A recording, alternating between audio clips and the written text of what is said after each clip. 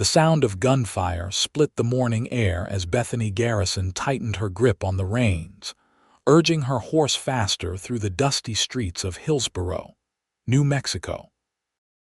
It was supposed to be her wedding day in the spring of 1878, but instead of walking down the aisle in peaceful bliss, she was running for her life, her white wedding dress billowing behind her like the sails of a ship caught in a storm. Bethany's heart pounded against her ribs as she glanced over her shoulder. The men her father had hired were gaining on her. She wasn't supposed to have heard the conversation between her father and her husband-to-be, Harold Montgomery, the wealthy banker who was old enough to be her grandfather. She wasn't supposed to know that this marriage was nothing but a business arrangement that would save her father from financial ruin and give Harold access to the struggling Garrison ranch lands that sat atop a suspected silver vein.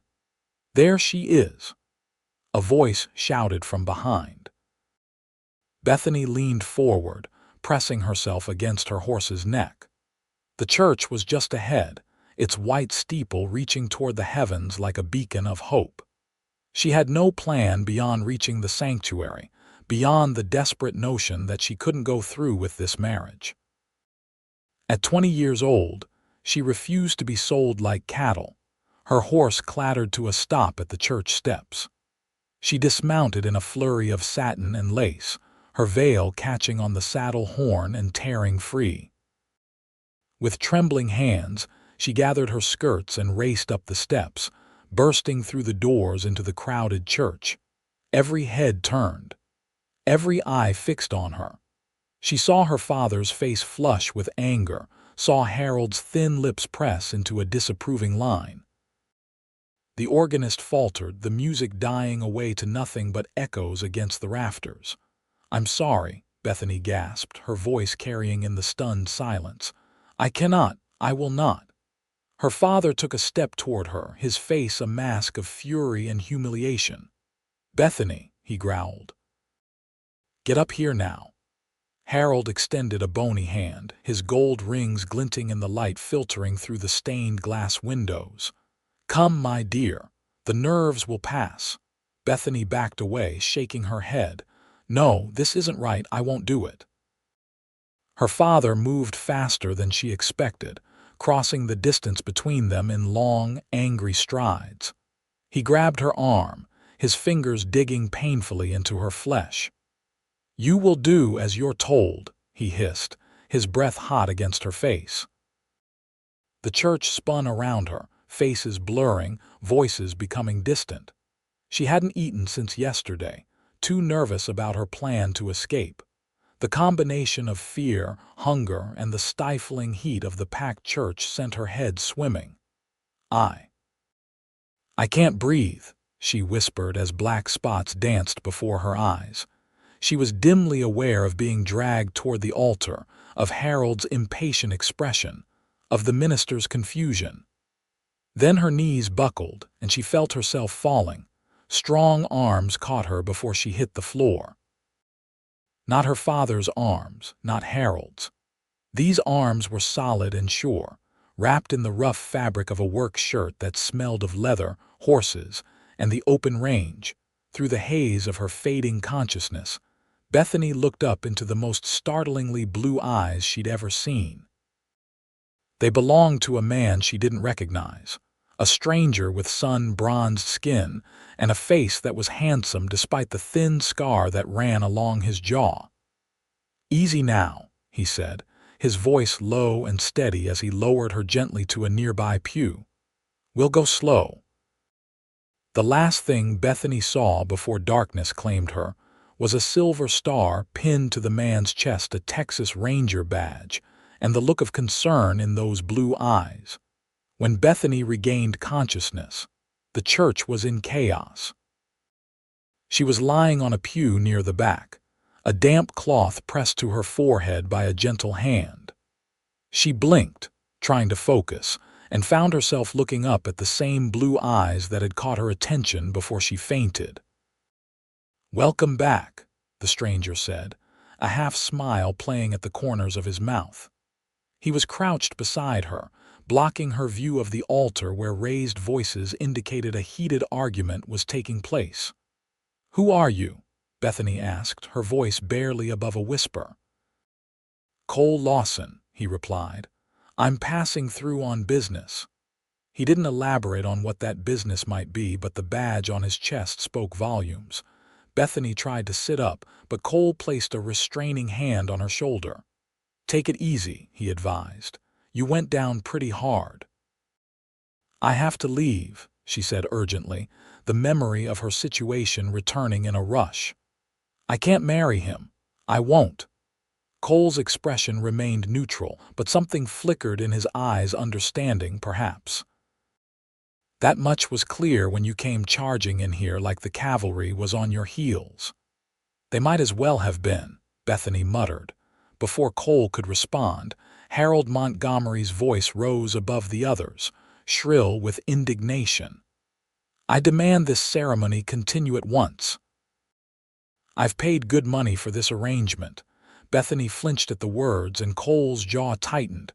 "Paid," he repeated quietly. "My father owes him money," Bethany explained, struggling again to sit up. This time, Cole didn't stop her. "Our ranch isn't doing well, and Harold thinks there's silver on our land. This marriage is just a transaction to him and to my father." Cole's expression darkened. He stood, offering her his hand. "Can you walk?" Bethany nodded, taking his hand and rising unsteadily to her feet. Her wedding dress, once pristine, was now dusty and torn at the hem from her desperate ride. "Miss Garrison." Harold's voice cut through the murmur of the crowd as he spotted her. He started toward them, his face mottled with anger. "You will fulfill your obligations." Bethany stepped back instinctively, but Cole moved between them. "The lady seems to have had a change of heart," he said mildly, but there was steel beneath his calm tone. Harold drew himself up to his full height, though he still had to look up to meet Cole's gaze. "This is none of your concern, Ranger. This is a private matter between me, Miss Garrison, and her father. When a woman faints from fear at the altar, it becomes my concern," Cole replied, not backing down an inch. Gerald Garrison pushed his way through the crowd to stand beside Harold. His face was flushed with embarrassment and alcohol. "Bethany, stop this foolishness right now. You're making a spectacle of yourself and this family." "I'm not marrying him, Father," Bethany said, finding strength in Cole's steady presence. "I overheard you last night." "I know this is just about money and land." Her father's face paled. "You don't understand the situation." "I understand perfectly," she interrupted. "You're selling me to save yourself." A murmur ran through the church. In a small town like Hillsborough, gossip was currency, and this scene would be talked about for years to come. Harold stepped forward, reaching for Bethany's arm. "Enough of this. We're getting married today, as agreed." Cole caught Harold's wrist before he could touch her. "I believe the lady said no." For a tense moment, no one moved. Then Harold yanked his arm free, his face contorted with rage. "Do you know who I am? I own half this town." "And that gives you the right to force a woman to marry you?" Cole asked, his voice dangerously soft. Harold's hand moved toward his jacket, and in a flash, Cole's gun was out of its holster, the barrel pointed at the floor, but his meaning clear. "I wouldn't," he advised quietly. Harold froze, then slowly moved his hand away from whatever he'd been reaching for. "This isn't over," he spat. "For today it is," Cole replied. He turned to Bethany, keeping himself between her and the two angry men. "Where can you go? Is there somewhere safe?" Bethany's mind raced. Her aunt lived in Silver City, but that was at least a day's ride away. Her best friend Sarah had married last year and moved to her husband's ranch outside town, but Harold's influence stretched throughout the county. There was nowhere in Hillsborough where she would be truly safe from her father's anger or Harold's determination. "I don't know," she admitted, her voice small. Cole seemed to make a decision. I'm headed to Silver City on business. I can escort you there if you've got family or friends who can take you in. Hope flickered in Bethany's chest. My aunt lives there, she'd help me. No. Gerald Garrison stepped forward. I forbid it. Bethany, you come home right now or you'll what? Cole interrupted, his voice still calm but with an edge that silenced Bethany's father mid-threat. Think carefully about what you say next, Mr. Garrison. The church had fallen silent, all eyes on the tableau at the back, the trembling bride in her ruined dress, the stern-faced ranger with his hand still near his gun, and the two furious men who had expected this day to go very differently. Bethany made her choice. I'll go with you to Silver City, she told Cole, lifting her chin defiantly as she faced her father. I'm sorry, Father, but I won't be your sacrifice. You'll regret this, Harold warned, his thin face twisted with malice. Both of you. Perhaps, Cole acknowledged with a slight nod. But not as much as forcing a woman to marry against her will. He turned to Bethany. Do you need anything from your home? She shook her head. Nothing I can't leave behind.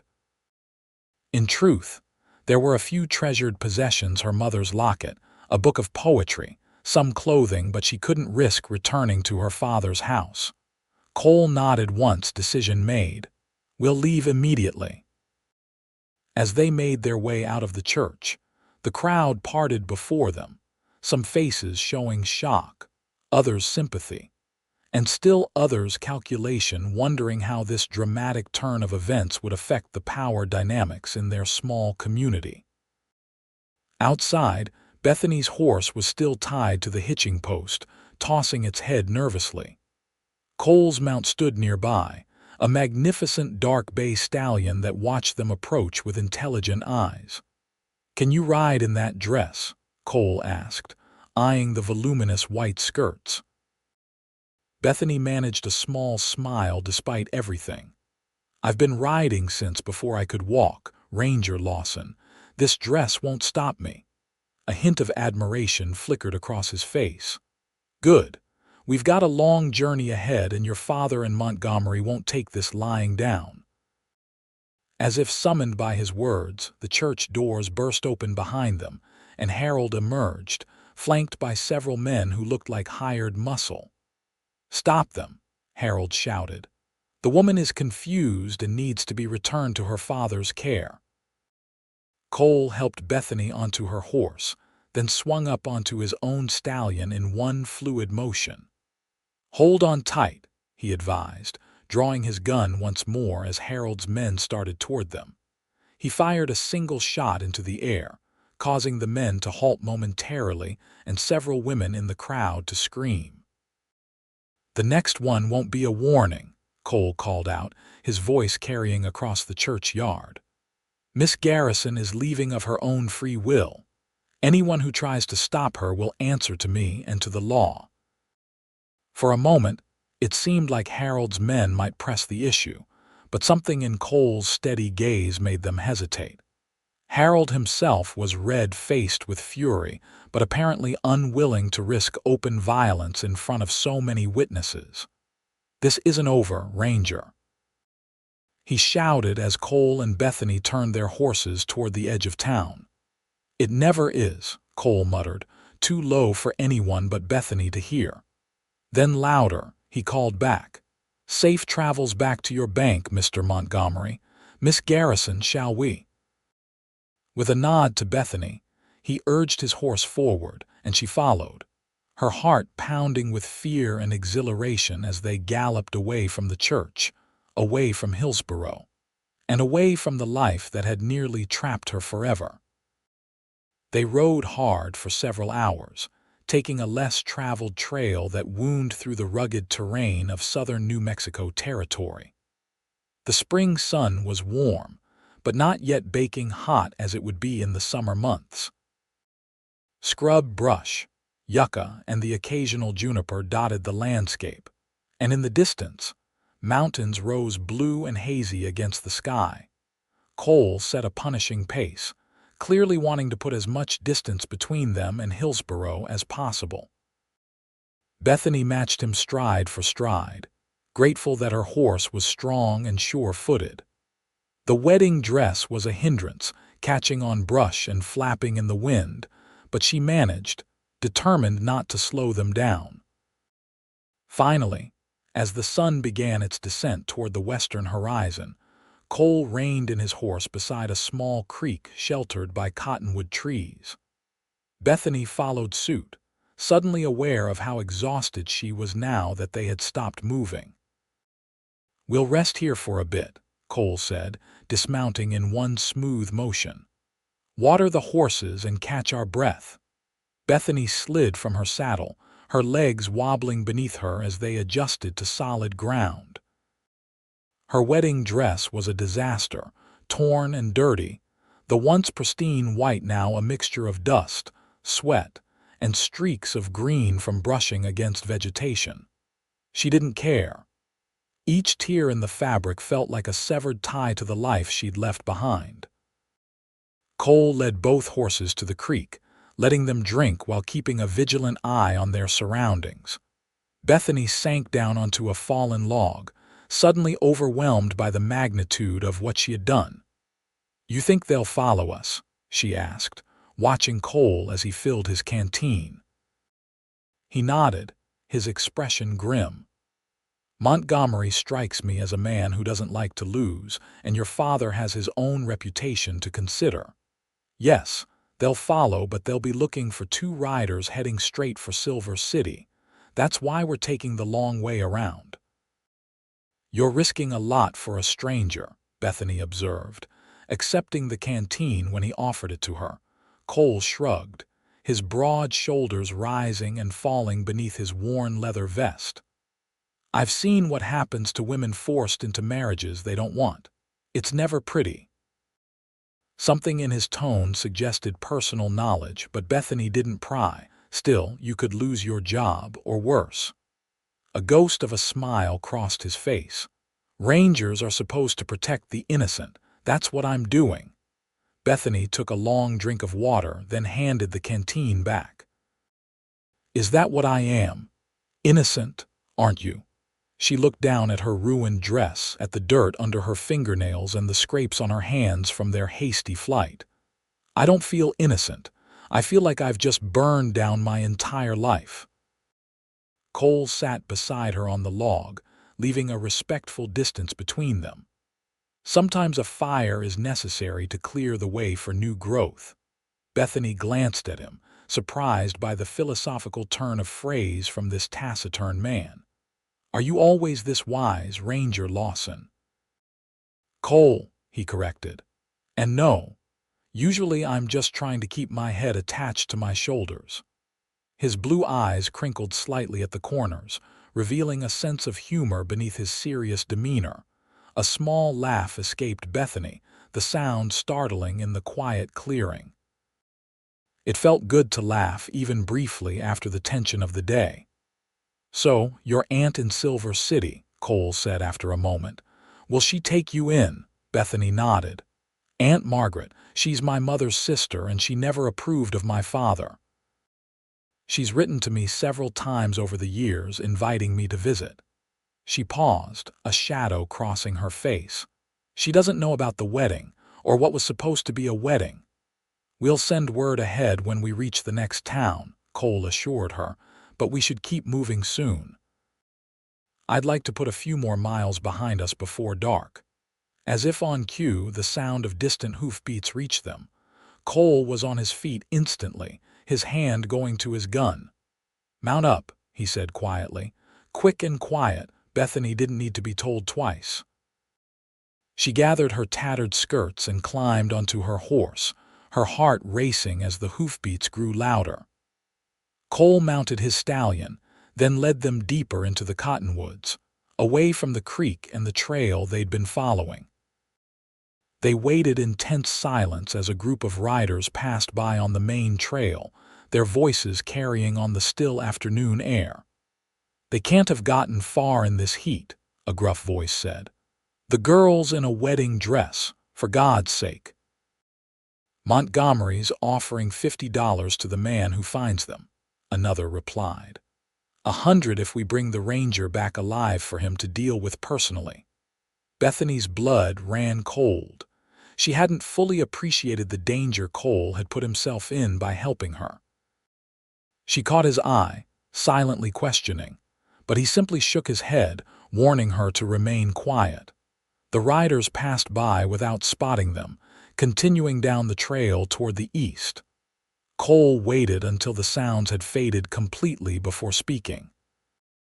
"They're heading in the wrong direction," he said quietly. "They think we're taking the direct route to Silver City." "What are we doing instead?" Bethany asked. "Heading north first, then west, then south again," Cole explained. "It's longer, but we're less likely to run into search parties that way." "I'm sorry," Bethany whispered. "I've put you in terrible danger." Cole's expression softened slightly. "This isn't the first time someone's put a price on my head, Miss Garrison. Probably won't be the last." "Bethany," she corrected, echoing his earlier sentiment. "If we're going to be running for our lives together, you might as well use my given name." A brief smile touched his lips. "Bethany, then." He looked up at the sky, judging the position of the sun. "We should move. We've got maybe 3 hours of daylight left, and I want to find a secure place to camp for the night." They rode on, leaving the creek behind and climbing into rougher terrain where the sparse vegetation gave way to rocky outcroppings and hidden ravines. Cole led the way, occasionally checking behind them to ensure they weren't being followed, while Bethany struggled to keep her increasingly cumbersome dress from catching on everything they passed. "This thing is becoming more trouble than it's worth," she muttered after freeing her skirt from a mesquite bush for the dozenth time. Cole glanced back at her. "When we stop for the night, you can modify it. Cut away what you don't need." The idea of taking scissors to her wedding dress was oddly appealing. "I wish I'd thought to bring a change of clothes." "We'll get you something more practical in the next town," Cole promised. "But for now, we're better off avoiding settlements. Montgomery's reach is long in these parts." As the sun began to set, painting the western sky in brilliant oranges and pinks, Cole led them to a sheltered hollow between two large rock formations. It was hidden from the trail and offered a good vantage point of the surrounding area. "We'll camp here," he decided, dismounting and helping Bethany down from her horse. "I'll see to the horses if you want to gather wood for a small fire." Bethany nodded, grateful for the task. As Cole unsaddled the horses and rubbed them down, she collected dry branches and twigs from the surrounding area, careful to stay within sight of their camp. The activity helped calm her racing thoughts and gave her a sense of purpose. By the time darkness fell, they had a small fire going, carefully placed to minimize visibility from a distance. Cole produced jerky and hardtack from his saddlebags, along with a tin cup and a small pot for coffee. "It's not much of a wedding feast," he said, offering her a portion of the simple fare. Bethany accepted the food with a tired smile. "It's better than what I would have had at Harold's table." They ate in comfortable silence for a while, the crackling of the fire and the occasional nickering of the horses the only sounds in the gathering darkness. Overhead, stars began to appear, pinpricks of light in the vast New Mexico sky. "You should try to get some rest," Cole said eventually. "Tomorrow will be another long day." Bethany nodded, suddenly aware of how bone-weary she was. The emotional and physical toll of the day had left her exhausted. But there was a practical issue to address. "Before I sleep, I think I'll take your advice about this dress," she said, rising and brushing crumbs from her lap. Cole handed her his hunting knife, the blade gleaming in the firelight. "Be careful with it, it's sharp." Bethany took the knife, testing its weight in her hand. "Thank you." "For this and for everything else." He nodded once, his expression unreadable in the flickering light. "You're welcome." She moved a short distance away, still within the circle of firelight but with a bit of privacy. Carefully, she began cutting away the voluminous skirts, reducing them to a more manageable length that ended just below her knees. She removed the tight bodice with its rows of tiny buttons, leaving the simpler chemise beneath, and cut away the constricting sleeves. When she was finished, she had something that resembled a practical if unconventional riding outfit. Returning to the fire, she found Cole laying out his bedroll and setting up another for her on the opposite side of the flames. "Better?" he asked, glancing up at her transformed attire. "Much," she confirmed, folding the discarded fabric and setting it aside. "Though I'm afraid I've ruined your knife." The fine wedding satin had indeed dulled the blade slightly. "I'll sharpen it in the morning," he said dismissively. "Get some sleep, Bethany. I'll take first watch."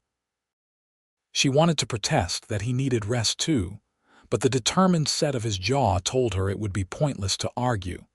Instead, she settled onto the bedroll he'd prepared for her, using her bundled wedding veil as a pillow. "Good night, Cole," she murmured, her eyelids already growing heavy. "Good night," he replied softly. "We'll go slow, remember, one day at a time." As sleep claimed her, Bethany found comfort in those words, one day at a time. It was all anyone could do, especially when the future was as uncertain as hers had suddenly become. Dawn broke clear and cool over the New Mexico desert, painting the rocks in shades of gold and rose. Bethany woke to the smell of coffee and the quiet sounds of Cole moving around the camp. For a disorienting moment, she didn't remember where she was or why she was sleeping on the ground in a torn wedding dress. Then it all came rushing back: the aborted wedding, the desperate escape, the price on Cole's head. She sat up, pushing her tangled hair away from her face. Cole was crouched by the fire, working the blade of his knife against a whetstone in smooth, practiced strokes. He looked up at her movement, his eyes briefly assessing her before returning to his task. "Morning," he said simply. "Coffee's ready if you want some." "Thank you," Bethany replied, her voice rough with sleep. She rose, stretching muscles that ached from the previous day's hard ride. Her makeshift dress was wrinkled and stained, but infinitely more practical than it had been. Cole poured coffee into his tin cup and handed it to her. "Sorry, there's only one cup. We'll have to share." Bethany accepted the cup gratefully, warming her hands on the hot metal before taking a cautious sip. The coffee was strong and bitter, but the heat and caffeine were welcome. "Did you sleep at all?" she asked, noticing the shadows under his eyes. "A few hours," he replied, returning to sharpening his knife. "You seem to need it more than I did." She couldn't argue with that. She'd slept deeply despite the hard ground and unfamiliar surroundings, her body demanding rest after the tumult of the previous day. "What's the plan for today?" she asked, passing the cup back to him after taking another sip. Cole tested the edge of his knife with his thumb, apparently satisfied with its sharpness. "Keep heading north for now, then cut west through the mountains. There's a small settlement called Pine Creek about 2 days' ride from here. We can resupply there and send word to your aunt." "And you think we won't be followed there?" "It's off the main trails," Cole explained. "Mostly trappers and prospectors, folks who mind their own business. Montgomery's men will be watching the roads to Silver City and the other larger towns." Bethany nodded, impressed by his thoroughness. "You've thought this through." A ghost of a smile touched his lips. "Planning ahead keeps you alive in my line of work." They broke camp efficiently, erasing all signs of their presence before mounting up and continuing their journey. The terrain grew more challenging as they climbed into the foothills, the sparse desert vegetation giving way to pine forests and rocky slopes. Cole led them along game trails and narrow paths that Bethany would never have found on her own, clearly drawing on extensive knowledge of the region.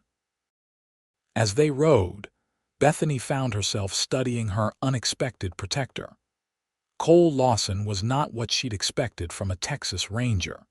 She'd met Rangers before her father had occasionally done business with them, and they'd mostly been gruff, boastful men who wore their authority like a badge of honor. Cole was different. He carried his power quietly with a contained competence that was far more impressive than swagger. "How long have you been a ranger?" she asked as they paused to let the horses rest at midday. Cole dismounted, stretching his long legs. 7 years now. And before that." He gave her a measuring look as if deciding how much to share. "Cavalry during the war, then some time drifting. Cowhand, scout, whatever work I could find." "The war?" Bethany questioned, surprised. "You don't seem old enough to have fought in the war between the states." A wry smile crossed his face. "I'm older than I look. Enlisted at 16, lied about my age, saw enough fighting to last a lifetime." Bethany did the math in her head.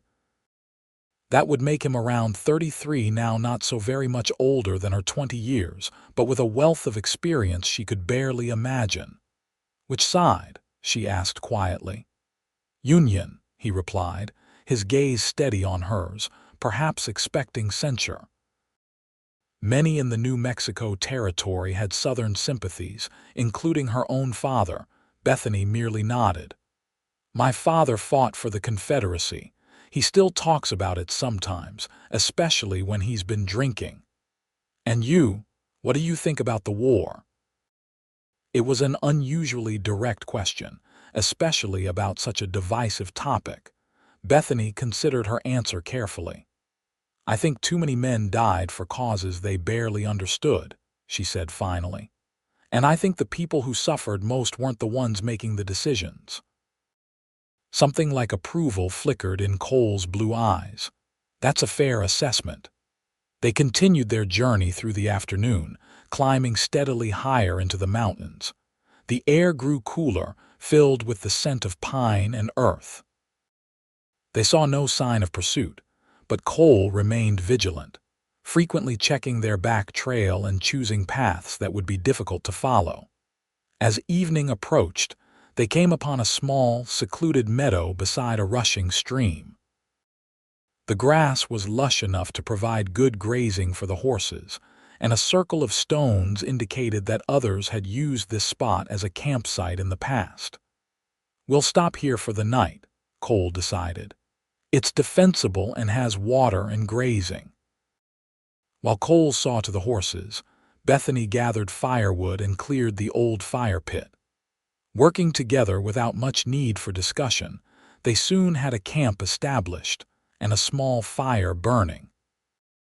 Cole produced more jerky and hardtack from his saddlebags, along with a surprise, a tin of peaches he'd been saving.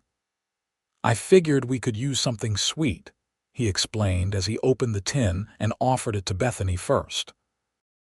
She took a slice of the preserved fruit, the sweetness exploding on her tongue. "Oh, that's wonderful," she sighed, closing her eyes briefly in appreciation. "I didn't realize how much I missed real food." Cole allowed himself a small smile. "It's not much, but it's better than nothing." They shared the peaches and the coffee cup, sitting side by side on a fallen log as darkness gathered around them. The night was clear, stars appearing one by one in the deepening blue of the sky. In the distance, a coyote called, its haunting cry echoing through the hills. "Tell me about your aunt," Cole said after a comfortable silence. "The one in Silver City." Bethany wrapped her hands around the warm coffee cup. "Aunt Margaret is my mother's younger sister. She never married, said she never found a man worth the trouble." A smile touched her lips at the memory. "She moved to Silver City after my mother died, set herself up as a dressmaker. She's done well for herself from what I hear." "When did your mother pass?" Cole asked gently. 10 years ago. Influenza." Bethany's voice grew soft with the old grief. "After she died, Father changed. Became harder, more focused on the ranch and making money. When the drought came and cattle prices fell, he started drinking more. And that's when Montgomery made his offer. Bethany nodded. Father owes him money, a lot of money, and Montgomery has had his eye on our land for years. He's convinced there's a rich silver vein running beneath it. Is there? She shrugged. There might be. There have been small strikes all around our property, but even if there is, I wouldn't want to be married to a man 3 times my age to get it. No, Cole agreed quietly. That's too high a price. Bethany glanced at him, struck by the understanding in his voice. You said earlier that you've seen what happens to women in forced marriages. What did you mean? Cole was silent for so long that Bethany thought he wasn't going to answer. When he finally spoke, his voice was low and controlled, but with an undercurrent of old anger. My sister, he said simply. After the war, things were hard. Our parents were gone and we were struggling to keep the family farm. A man in town, wealthy, respected, offered to marry her. Said he'd take care of both of us. His jaw tightened. She was 17, he was 52. Bethany felt a chill that had nothing to do with the evening air. What happened? She married him. What choice did she have? I was still recovering from a war wound, couldn't work the farm alone. Cole's eyes reflected the dancing flames of their campfire, lost in the past. He seemed decent enough at first, but once they were married, once he had legal control of her and everything she owned, he changed. Did she? Bethany couldn't finish the question. She died in childbirth 2 years later, Cole said flatly. The baby too. Her husband remarried within 6 months, another young girl from a family down on their luck. I'm sorry, Bethany whispered. Cole nodded once, acknowledging her sympathy. That's why I became a ranger. To protect people who can't protect themselves. To make sure that what happened to Claire doesn't happen to others. The revelation of his personal connection to her situation made Bethany see Cole in a new light. His willingness to risk himself for her wasn't just professional duty, it was deeply personal. Thank you for telling me, she said softly. And thank you again for helping me. He met her gaze across the small space between them, his blue eyes serious in the firelight. I'm just doing what's right. Something unspoken passed between them in that moment, a connection deeper than the circumstantial alliance that had thrown them together. Bethany felt a flutter in her chest that had nothing to do with fear or exhaustion. Cole broke eye contact first, looking up at the star-filled sky. We should get some rest. I'll take first watch again. Wake me for the second watch, Bethany insisted. You need sleep too. He looked like he might argue, but then nodded. All right, I'll wake you in a few hours.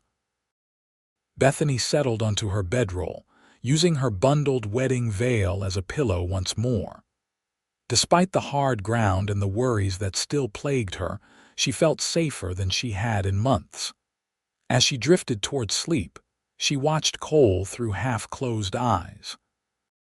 He sat with his back against a tree, his rifle across his knees, his profile sharp against the night sky. A man of principle in a world that often seemed to have none. A man who had suffered his own losses yet continued to fight for others. A dangerous man to fall for, Bethany thought hazily as sleep claimed her, and yet perhaps the most worthy man she'd ever met. True to his word, Cole woke Bethany for the second watch. She started awake at his light touch on her shoulder, momentarily disoriented. Your turn, he said quietly. Everything's been quiet. Wake me at first light or if you hear anything unusual. Bethany nodded, shaking off the fog of sleep. Cole handed her his revolver, showing her how to hold it properly. Just in case, he explained. But don't use it unless you have no choice. Sound carries in these hills. I understand, she said, hoping her nervousness didn't show. She'd fired rifles before living on a ranch. She'd had to, but never a handgun, and never with the knowledge that she might need to use it against another person. Cole stretched out on his bedroll, his hat pulled low over his eyes. Within minutes, his breathing had deepened and evened out. Bethany envied his ability to fall asleep so quickly, a skill no doubt honed through years of snatching rest whenever and wherever he could. The night was peaceful, filled with the gentle sounds of the stream and the occasional rustle of nocturnal creatures in the underbrush. Bethany kept the fire burning low, adding small branches when needed. She used the quiet hours to think about her situation, what awaited her in Silver City, what her future might hold now that she had burned her bridges in Hillsborough. Aunt Margaret would take her in. She was certain of that. And her aunt's dressmaking business was successful enough that she might be able to offer Bethany work.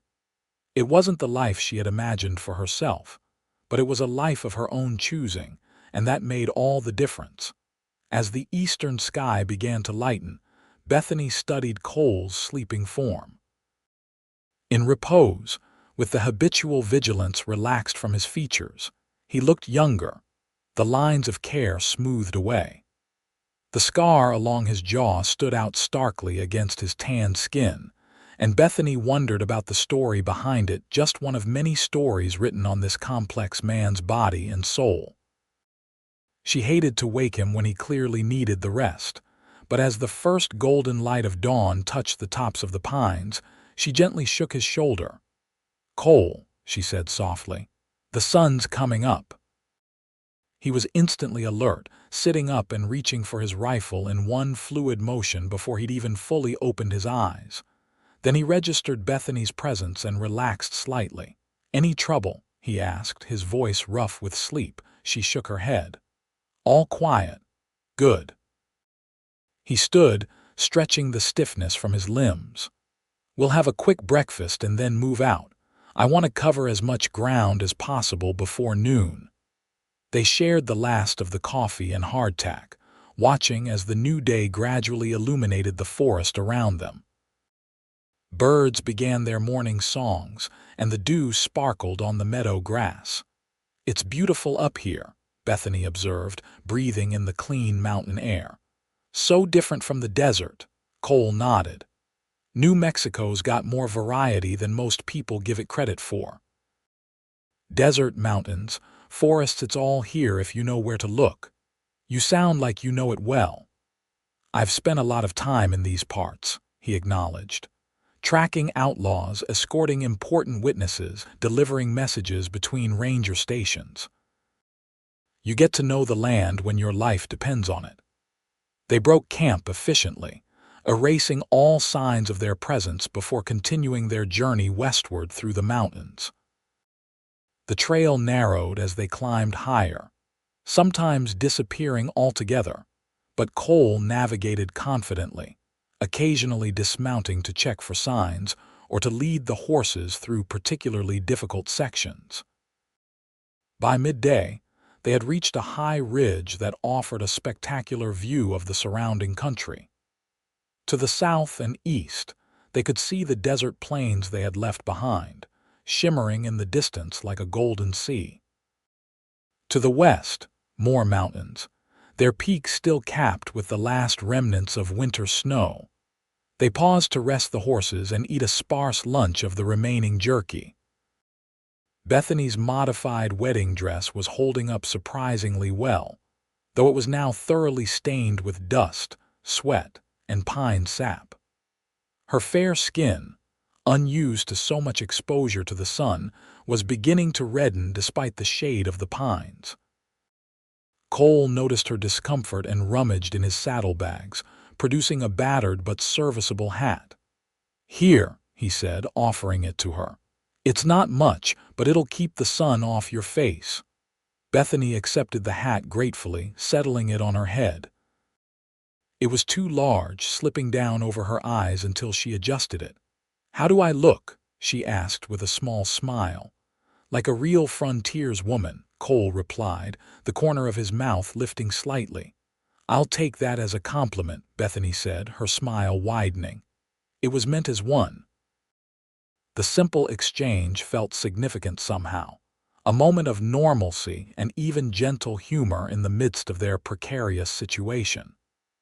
Bethany found herself wishing for more such moments, even as she reminded herself that their association was temporary.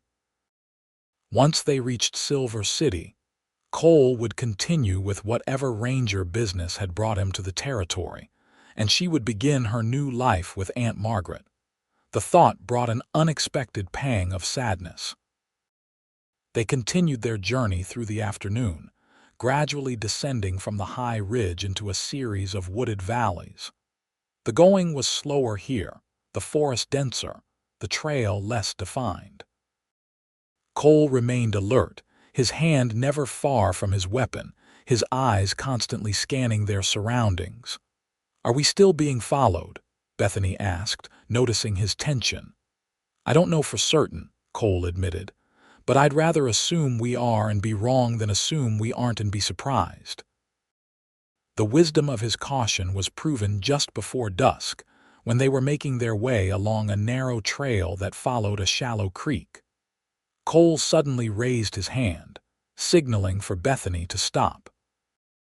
She reined in her horse, watching as he dismounted silently and moved to examine something on the ground. When he straightened, his expression was grim. "Tracks," he said quietly. "4 riders moving fast, passed through here this morning." Bethany felt a chill despite the warm evening. "Montgomery's men, maybe," Cole said. "Whoever they are, they're heading in the same direction we are, toward Pine Creek." "What do we do?" Cole considered for a moment. "Change course. There's another settlement 2 days' ride to the southwest, San Lorenzo. It's smaller than Pine Creek, less likely to be watched." "But that's taking us away from Silver City," Bethany pointed out. "For now," Cole agreed. "But it's better to take the long way and arrive safely than to take the direct route and run into an ambush." Bethany couldn't argue with that logic. She nodded, resigned to the additional days of hard travel. "Lead on, then." They made camp that night in a small cave Cole discovered, set high on a rocky slope. It offered shelter and protection, with only one entrance to defend and a clear view of the approach. They built no fire, unwilling to risk the light or smoke giving away their position.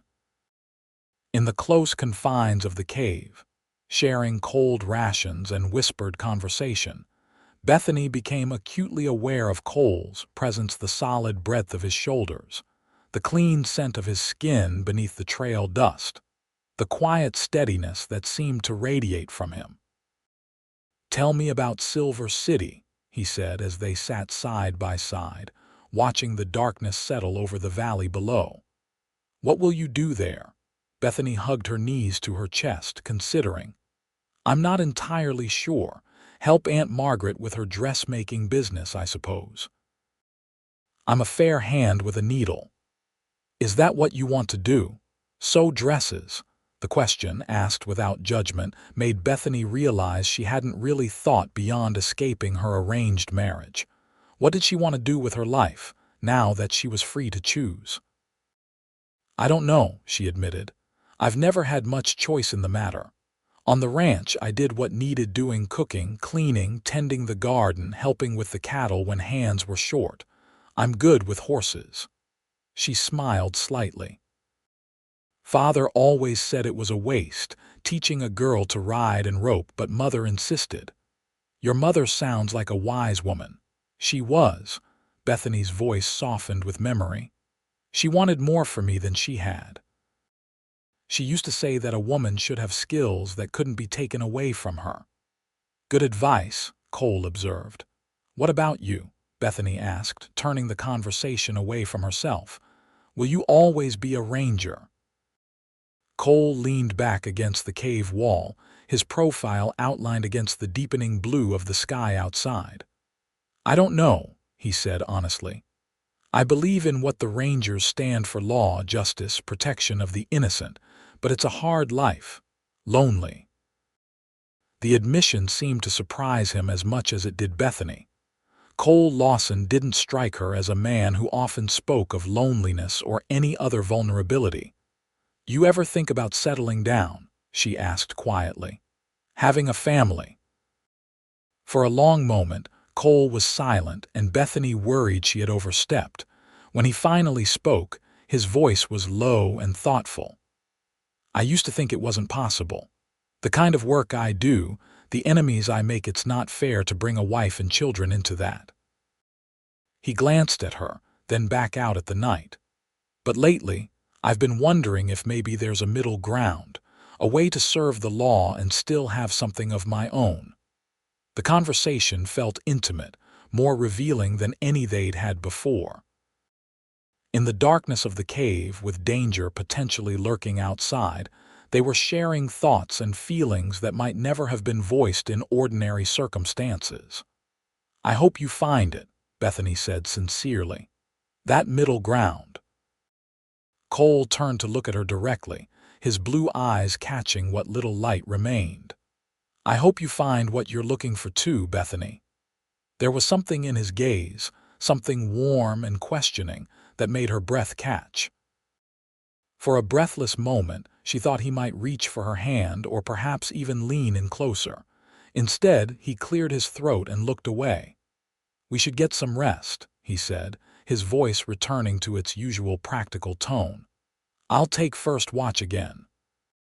Bethany nodded, feeling a mixture of disappointment and relief. Whatever was growing between them, this fragile, unnamed connection was complicated by their circumstances. She was running from a forced marriage, vulnerable and dependent on his protection. He was honor-bound to see her safely to her destination, driven by both professional duty and personal conviction. It wasn't the time or place for anything more. And yet, as Bethany settled onto her makeshift bed, she couldn't help wondering what might be possible once they reached Silver City, once she was safe, and their relationship was no longer defined by pursuer and pursued, protector and protected. With that thought warming her against the night's chill, she drifted into sleep, her dreams filled with blue eyes and the promise of possibilities. The next 2 days passed in a blur of hard travel and constant vigilance. They kept to the roughest terrain, avoiding trails and open spaces where they might be spotted. Cole led them on a circuitous route that Bethany could never have navigated alone, through narrow canyons and dense pine forests, across fast-flowing streams and rocky slopes. They saw no further signs of pursuit, but Cole remained cautious, often doubling back or creating false trails to confuse anyone who might be following. The pace was grueling, but Bethany didn't complain. Every mile put more distance between her and Hillsborough, between her and the life that had been planned for her without her consent. By the afternoon of the second day, Bethany's modified wedding dress was in tatters, torn and stained beyond recognition. Her fair skin was sunburned despite Cole's hat, and her hands were rough and scratched from the hardships of the trail. And yet, she felt stronger than she ever had before, more alive, more herself. As they crested a ridge overlooking a small valley, Cole reined in his horse and pointed. "San Lorenzo," he said. Bethany followed his gesture and saw a cluster of adobe buildings nestled beside a small river, surrounded by fields and orchards. It was smaller than Hillsborough, more of a village than a town, but the sight of civilization after days in the wilderness made her heart leap. "It looks peaceful," she observed. "It is," Cole agreed.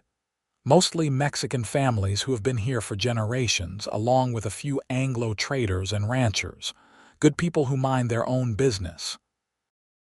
They approached the settlement cautiously, Cole leading them on a roundabout path that allowed him to observe the town from several angles before committing to entering. Only when he was satisfied that there was no unusual activity did he guide them down to the main road. San Lorenzo consisted of one dusty street lined with adobe buildings. There was a small church at one end, its whitewashed walls gleaming in the late afternoon sun, and a general store, a blacksmith, and what appeared to be a cantina.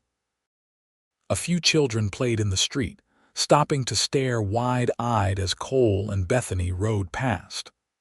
Women paused in their work to watch them, and men nodded respectfully at the sight of Cole's ranger badge. Cole led them to a small adobe building with a weathered sign declaring it to be Hernandez Boarding House. He dismounted and helped Bethany down, both of them stiff after the long day's ride. An older Mexican woman emerged from the doorway, wiping her hands on her apron. She looked them over with shrewd, dark eyes that missed nothing from Cole's ranger badge to Bethany's tattered wedding dress to the trail dust that covered them both. "Senor Lawson," she greeted Cole, surprising Bethany with the familiarity. "It has been many months." "Senora Hernandez," Cole replied with a respectful nod. "We need rooms for the night and perhaps some help for the lady." Senora Hernandez's gaze settled on Bethany, taking in her disheveled appearance and the remains of her wedding dress. Instead of the judgment or curiosity Bethany expected, the older woman's eyes softened with understanding. "Come inside, both of you," she said, gesturing them toward the door. "Miguel will see to your horses. I have hot water for baths, clean clothes, and stew on the stove." The mention of a bath made Bethany nearly weak with longing.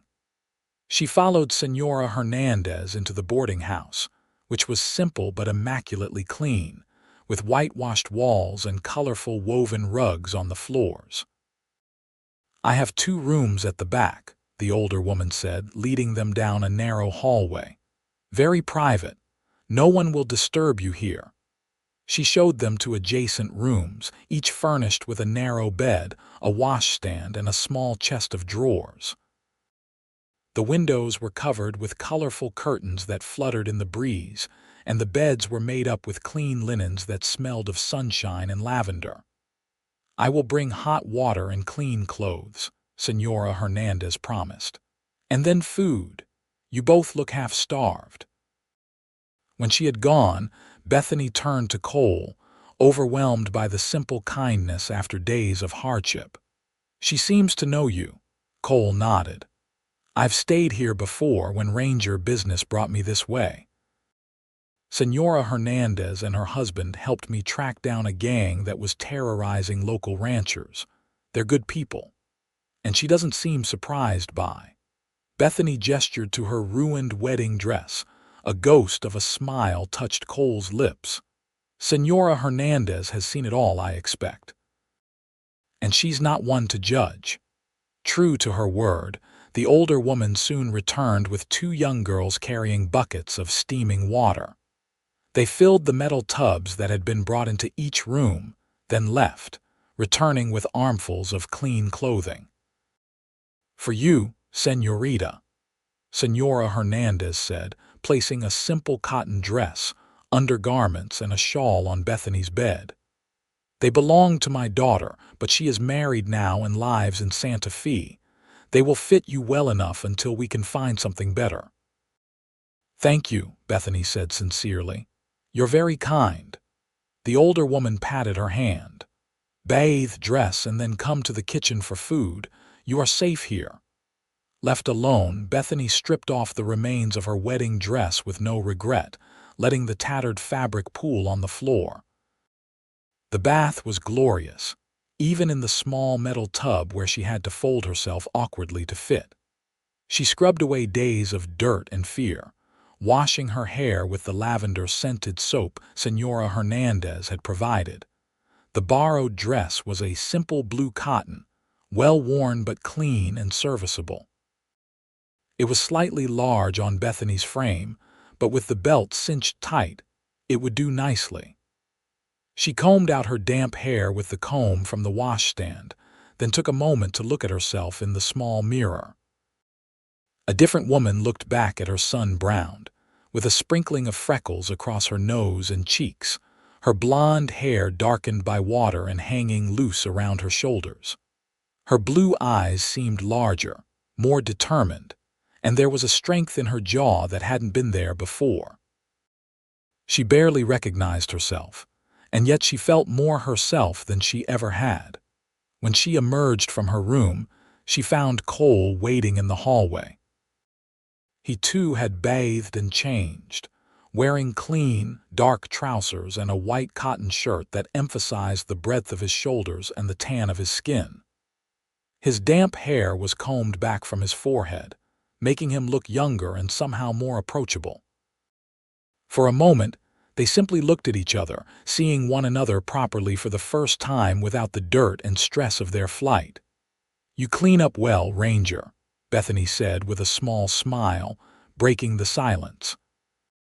Something flickered in Cole's blue eyes, appreciation, perhaps, or a deeper emotion she couldn't name. "As do you," he replied, his voice low. The moment stretched between them, charged with unspoken possibilities. Then Senora Hernandez's voice called from the kitchen, summoning them to dinner, and the spell was broken. The kitchen was warm and fragrant with the sense of cooking. A large pot of stew simmered on the iron stove, and freshly baked bread waited on the wooden table. Senora Hernandez gestured for them to sit, then served generous bowls of stew and thick slices of bread slathered with butter.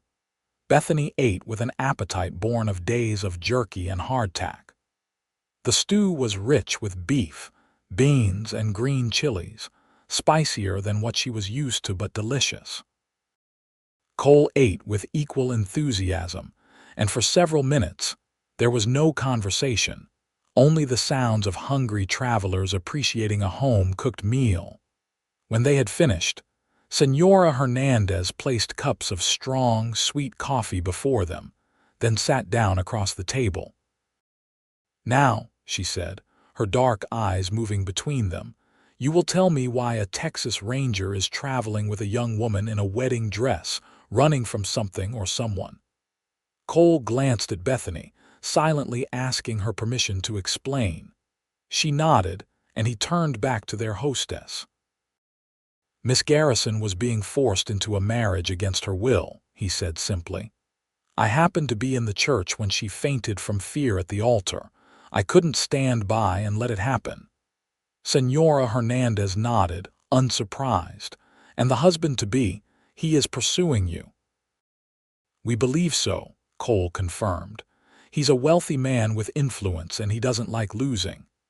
"Harold Montgomery," Bethany added, "the banker from Hillsborough." Recognition flashed in the older woman's eyes. "I know of this man. He has business interests throughout the territory." "Not a good man, from what I hear." "No," Bethany agreed softly. "Not a good man. We're trying to reach Silver City," Cole explained. "Miss Garrison has family there who can take her in, but we need to send word ahead and we need supplies for the journey." Senora Hernandez considered this. "Miguel will ride to the telegraph office in the morning.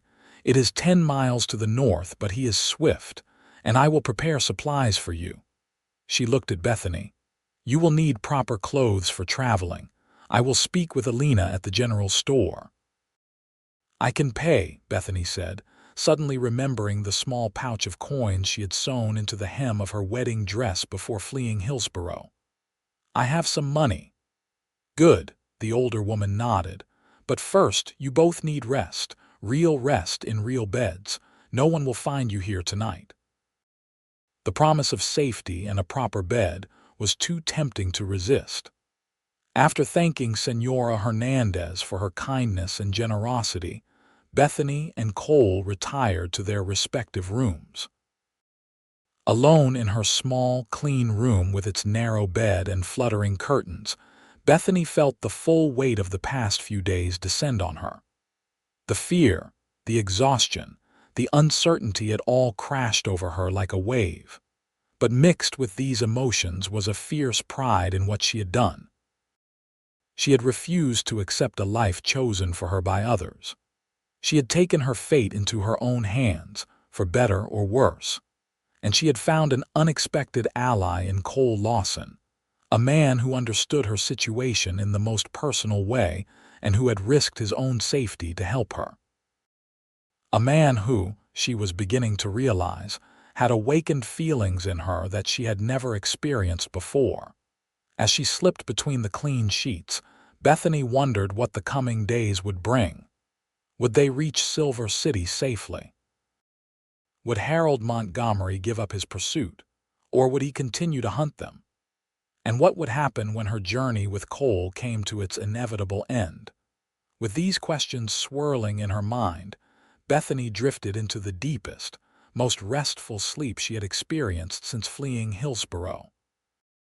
Bethany woke to the sound of roosters crowing and the smell of coffee and fresh bread wafting through her open window.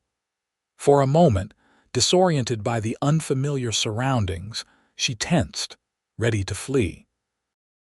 Then the events of the previous days came rushing back, and she relaxed, remembering they were safe at least for now in San Lorenzo.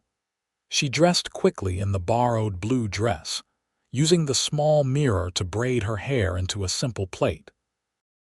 Her reflection showed the lingering effects of days on the trail. Her skin was sun-kissed and slightly peeling across her nose, and there were dark smudges of fatigue beneath her eyes.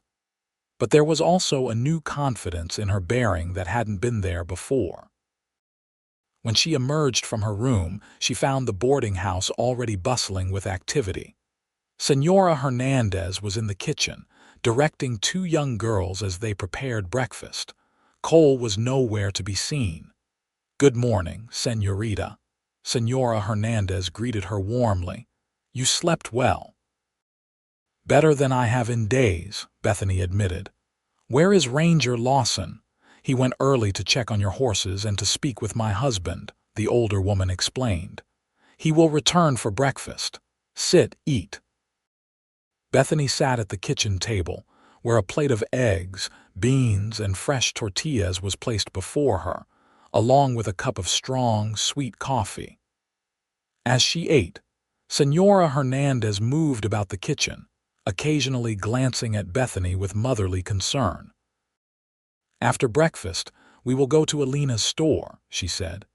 "You need proper clothes for traveling, and then Miguel will take your message to the telegraph office."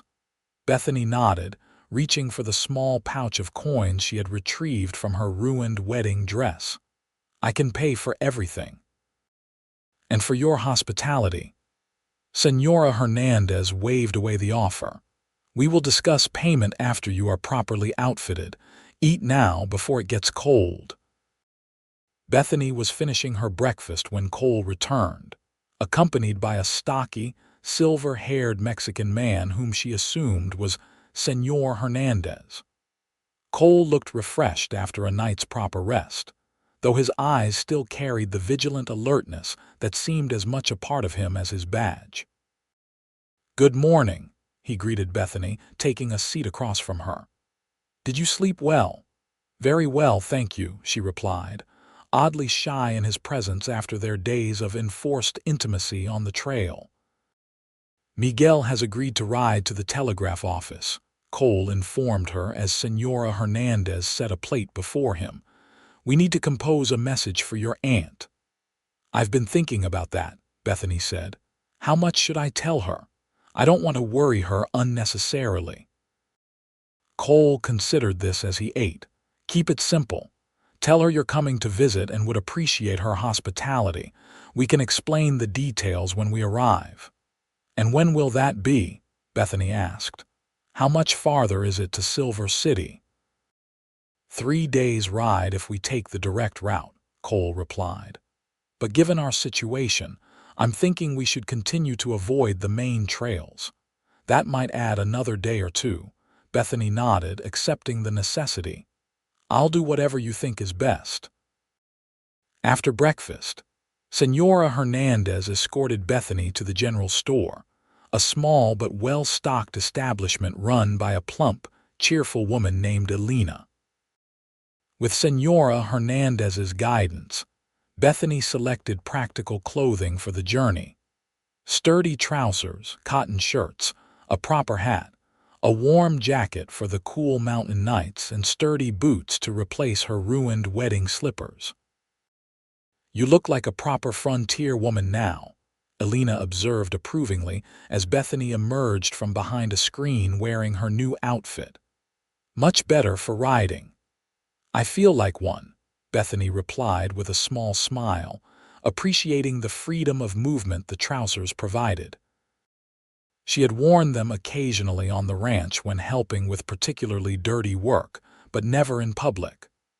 The sensation was both strange and liberating. Back at the boarding house, Cole was waiting with Miguel, a young man with a serious expression and quick, intelligent eyes. Together, they composed a brief telegram to Aunt Margaret in Silver City. Aunt Margaret's stop arriving in Silver City in approximately 1 week stop would appreciate your hospitality stop traveling with Texas Ranger Cole Lawson stop. Will explain everything upon arrival stop your loving niece Bethany Garrison. Miguel carefully copied the message, then mounted his horse and set off for the telegraph office, promising to return by nightfall with any reply.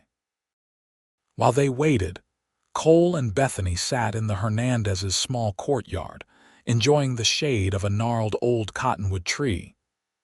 The day was warm, with a gentle breeze carrying the sense of cooking and the distant mountains. "You look different," Cole observed, his blue eyes taking in her new attire. "Good different or bad different?" Bethany asked, suddenly self-conscious in her practical trousers and cotton shirt. A smile touched the corner of Cole's mouth. "Good different. Like yourself." The simple compliment warmed her more than it should have. "I feel different," she admitted, "like I'm becoming someone new." "Not new," Cole countered. "Just more yourself than you were allowed to be before." The insight surprised her. "That's exactly it," she said softly. "I've never had the freedom to be myself. There were always expectations, my father's expectations, society's expectations. Be a lady, be obedient, be grateful for any man willing to marry you, even if he's 3 times your age and only interested in your family's land." "And now?" Cole prompted. Bethany looked out at the small, peaceful courtyard with its adobe walls and flowering vines. "Now I feel like I have choices, real choices."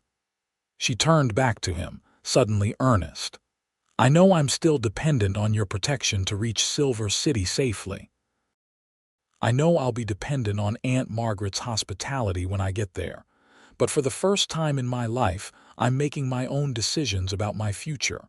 Cole nodded, understanding in his eyes. "That's worth fighting for." "Yes," Bethany agreed. "It is." They fell into a comfortable silence, each lost in their own thoughts. Bethany found herself watching Cole surreptitiously, studying the strong lines of his profile, the capable hands that rested on his knees, the quiet alertness that never quite left him even in moments of apparent relaxation. She was beginning to understand that this quality, this constant readiness, was not merely professional vigilance, but a deeply ingrained part of who he was. A man who had seen too much, both in war and in peace, to ever completely let down his guard. And yet, there were moments when that vigilance softened, when she glimpsed the man beneath the ranger, a man with a dry sense of humor, a profound sense of justice, and a capacity for gentleness that belied his dangerous profession. "Will you go back to Texas when this is over?" she asked abruptly. Cole seemed surprised by the question. "Eventually," he said. "I have duties there, reports to file, but I have some business to finish in the territory first." "The business that brought you to Hillsboro in the first place," Bethany guessed. He nodded. "I'm tracking a gang that's been robbing banks and stage coaches across the territory. They hit a bank in El Paso last month, killed 2 people. The trail led me to New Mexico." "And that's why you were in the church that day," Bethany realized. "You were following the trail." "I had information that one of the gang members might be attending the wedding," Cole confirmed. "High-profile event, lots of wealthy guests, good place to gather intelligence about potential targets." "Did you find what you were looking for?" Cole's expression darkened slightly. "I was close." But then a bride came running in, looking like she'd seen a ghost, and my plans changed.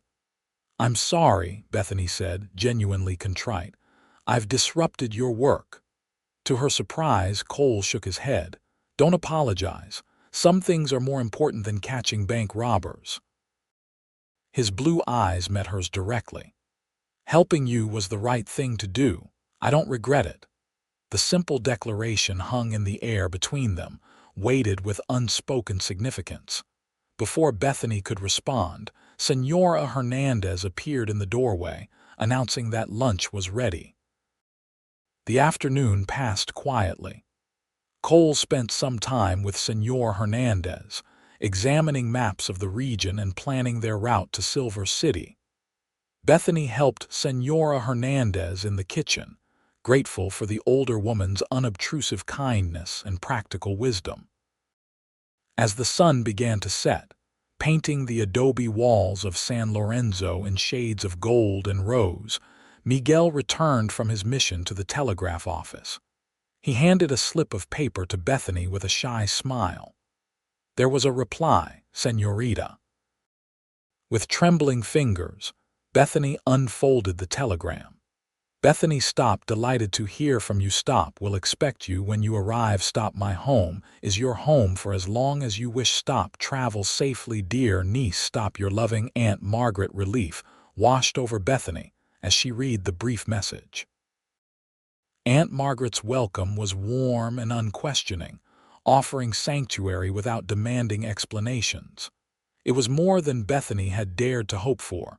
She passed the telegram to Cole, who read it quickly and nodded, satisfaction in his expression. "Good," he said simply. "We'll leave at first light tomorrow." That evening they gathered around the Hernandez's table for a farewell dinner. The meal was festive, a rich stew of beef, chilies and beans, fresh tortillas, and a sweet flan for dessert. Senor Hernandez opened a bottle of wine, pouring generous glasses for everyone. "To safe journeys," he toasted, raising his glass. "And to new beginnings," Senora Hernandez added with a warm glance at Bethany. As they ate and talked, Bethany was struck by the easy camaraderie that had developed in just one day. The Hernandezes treated them like family, sharing stories and laughter, offering advice about the trail ahead. It was a glimpse of what community could be: warm, supportive, accepting, so different from the judgmental society of Hillsborough.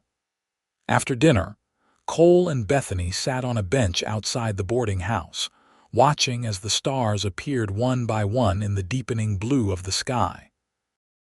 The night was peaceful, filled with the chirping of crickets and the distant bark of a dog. "Thank you," Bethany said quietly, "for everything." Cole glanced at her, his profile strong against the starlit sky. "You don't need to thank me." "Yes, I do," she insisted. "You've risked your life for me, a complete stranger. You've put your job on the line. You've delayed your own important mission. I owe you more than I can ever repay." Cole was silent for a long moment, his gaze returning to the stars. When he finally spoke, his voice was low and thoughtful. "When I saw you in that church, about to be forced into a marriage you clearly didn't want, something in me just snapped." He paused, searching for words. "I saw my sister all over again. The fear in her eyes when she stood at the altar with a man she didn't love but couldn't refuse. The way she looked at me, silently begging for help that I was too young, too injured to give." Bethany's heart ached for the young man he must have been, helpless to save his sister from a fate that would ultimately kill her. "So you see," Cole continued, "I'm not just helping you. In a way, I'm helping myself too, making peace with an old failure." Impulsively, Bethany reached out and took his hand. His skin was warm and calloused, the hand of a man who had worked hard and fought harder. "It wasn't your failure," she said softly. "You were just a boy." Cole's fingers tightened around hers briefly before he gently withdrew his hand. "Maybe," he acknowledged, "but it shaped me, made me who I am." "And who is that?" Bethany asked. He turned to look at her, his blue eyes reflecting the starlight. A man who won't stand by and watch history repeat itself. A man who believes that everyone deserves the chance to choose their own path. A faint smile touched his lips, even if that path leads straight into trouble. Bethany smiled back, warmed by his words and by the understanding that flowed between them. Well, I'm grateful for that man, whoever shaped him. Cole held her gaze for a moment longer, something unspoken passing between them before he looked away. We should get some rest, he said, rising from the bench. Dawn comes early and we've got a long road ahead. Bethany nodded, though part of her wished they could stay in this moment a little longer, under the stars with the unspoken possibilities hovering between them. Good night, Cole. Good night, Bethany, he replied softly. Sleep well. As she prepared for bed in her small, clean room, Bethany found herself thinking not of the journey ahead or the new life awaiting her in Silver City, but of the man who was making it all possible. Cole Lawson, with his quiet strength and unwavering principles, his haunted past, and his determination to right old wrongs. She was falling for him, she realized with a mixture of wonder and dismay. Falling for a Texas Ranger who would soon ride out of her life as suddenly as he had ridden into it. A man whose duty would always call him to danger, who might never be able to offer the kind of settled life she had been raised to expect. And yet, wasn't that exactly what she was running from? The settled, predictable life that had been chosen for her by others. Perhaps what she really wanted, what she really needed, was the freedom to make her own choices, even if those choices led her into uncharted territory. With these thoughts swirling in her mind, Bethany drifted into sleep, dreaming of blue eyes and open horizons. True to his word, Cole had them on the trail as the first light of dawn touched the eastern sky. The Hernandezes provided a hearty breakfast and packed supplies for their journey: food, water, ammunition, and small comforts like soap and extra blankets. Senora Hernandez hugged Bethany fiercely before they departed. "Be safe, child," she murmured. "And remember, you are always welcome in our home." The first 2 days of their journey to Silver City passed uneventfully. Cole led them on a winding route through the mountains, avoiding the main trails and settlements. They camped in sheltered locations, built small fires that produced minimal smoke, and took turns standing watch, though Cole still insisted on taking the longer shifts. Bethany found herself growing stronger and more confident with each passing day. The new clothes proved practical and comfortable for riding, and she was becoming adept at the routines of the trail, making and breaking camp efficiently, managing with limited water for washing, finding edible plants to supplement their provisions. More significantly, she was discovering a sense of competence and self-reliance that she had never been allowed to develop in her father's house. Cole treated her as a partner rather than a burden, teaching her survival skills without condescension and trusting her to do her part. And through it all, their connection deepened. In the quiet evenings by the campfire, they shared stories of their lives, Bethany speaking of her childhood on the ranch, the mother she had lost too young, the dreams she had gradually been forced to abandon. Cole, more reticent at first, gradually opened up about his experiences in the war, his years drifting from job to job before finding his purpose with the Rangers, and the cases that had shaped his career. On the third day, as they made their way through a narrow pass between 2 rugged peaks, Cole suddenly raised his hand, signaling for Bethany to stop. She reined in her horse immediately, recognizing the tension in his posture. "What is it?" she whispered. Cole didn't answer immediately, his eyes scanning the rocky slopes above them. Then, so quietly that Bethany had to strain to hear, he said, "Riders, coming up behind us. Stay here." He dismounted silently and moved to a position where he could look back down the trail without being seen. Bethany remained on her horse, her heart pounding as she watched Cole's face for any indication of what he saw. When he returned to her side, his expression was grim. "4 men moving fast. They're following our trail." "Montgomery's men?" Bethany asked, her throat tight with fear. "Probably," Cole confirmed. "They're armed and they're not making any effort to hide their approach." "What do we do?" Cole glanced up at the steep slopes that flanked the pass. "We can't outrun them in this terrain, and we can't go back without running straight into them." He made a quick decision. "We need to find a defensible position and wait them out." He led her off the trail, following a barely visible game path that wound upward through scrub and rock. They dismounted when the path became too steep for the horses, leading them carefully over the rough ground.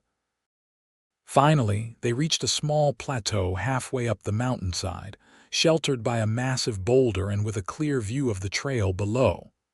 "Stay with the horses," Cole instructed, tying his stallion to a stunted pine. "Keep them quiet."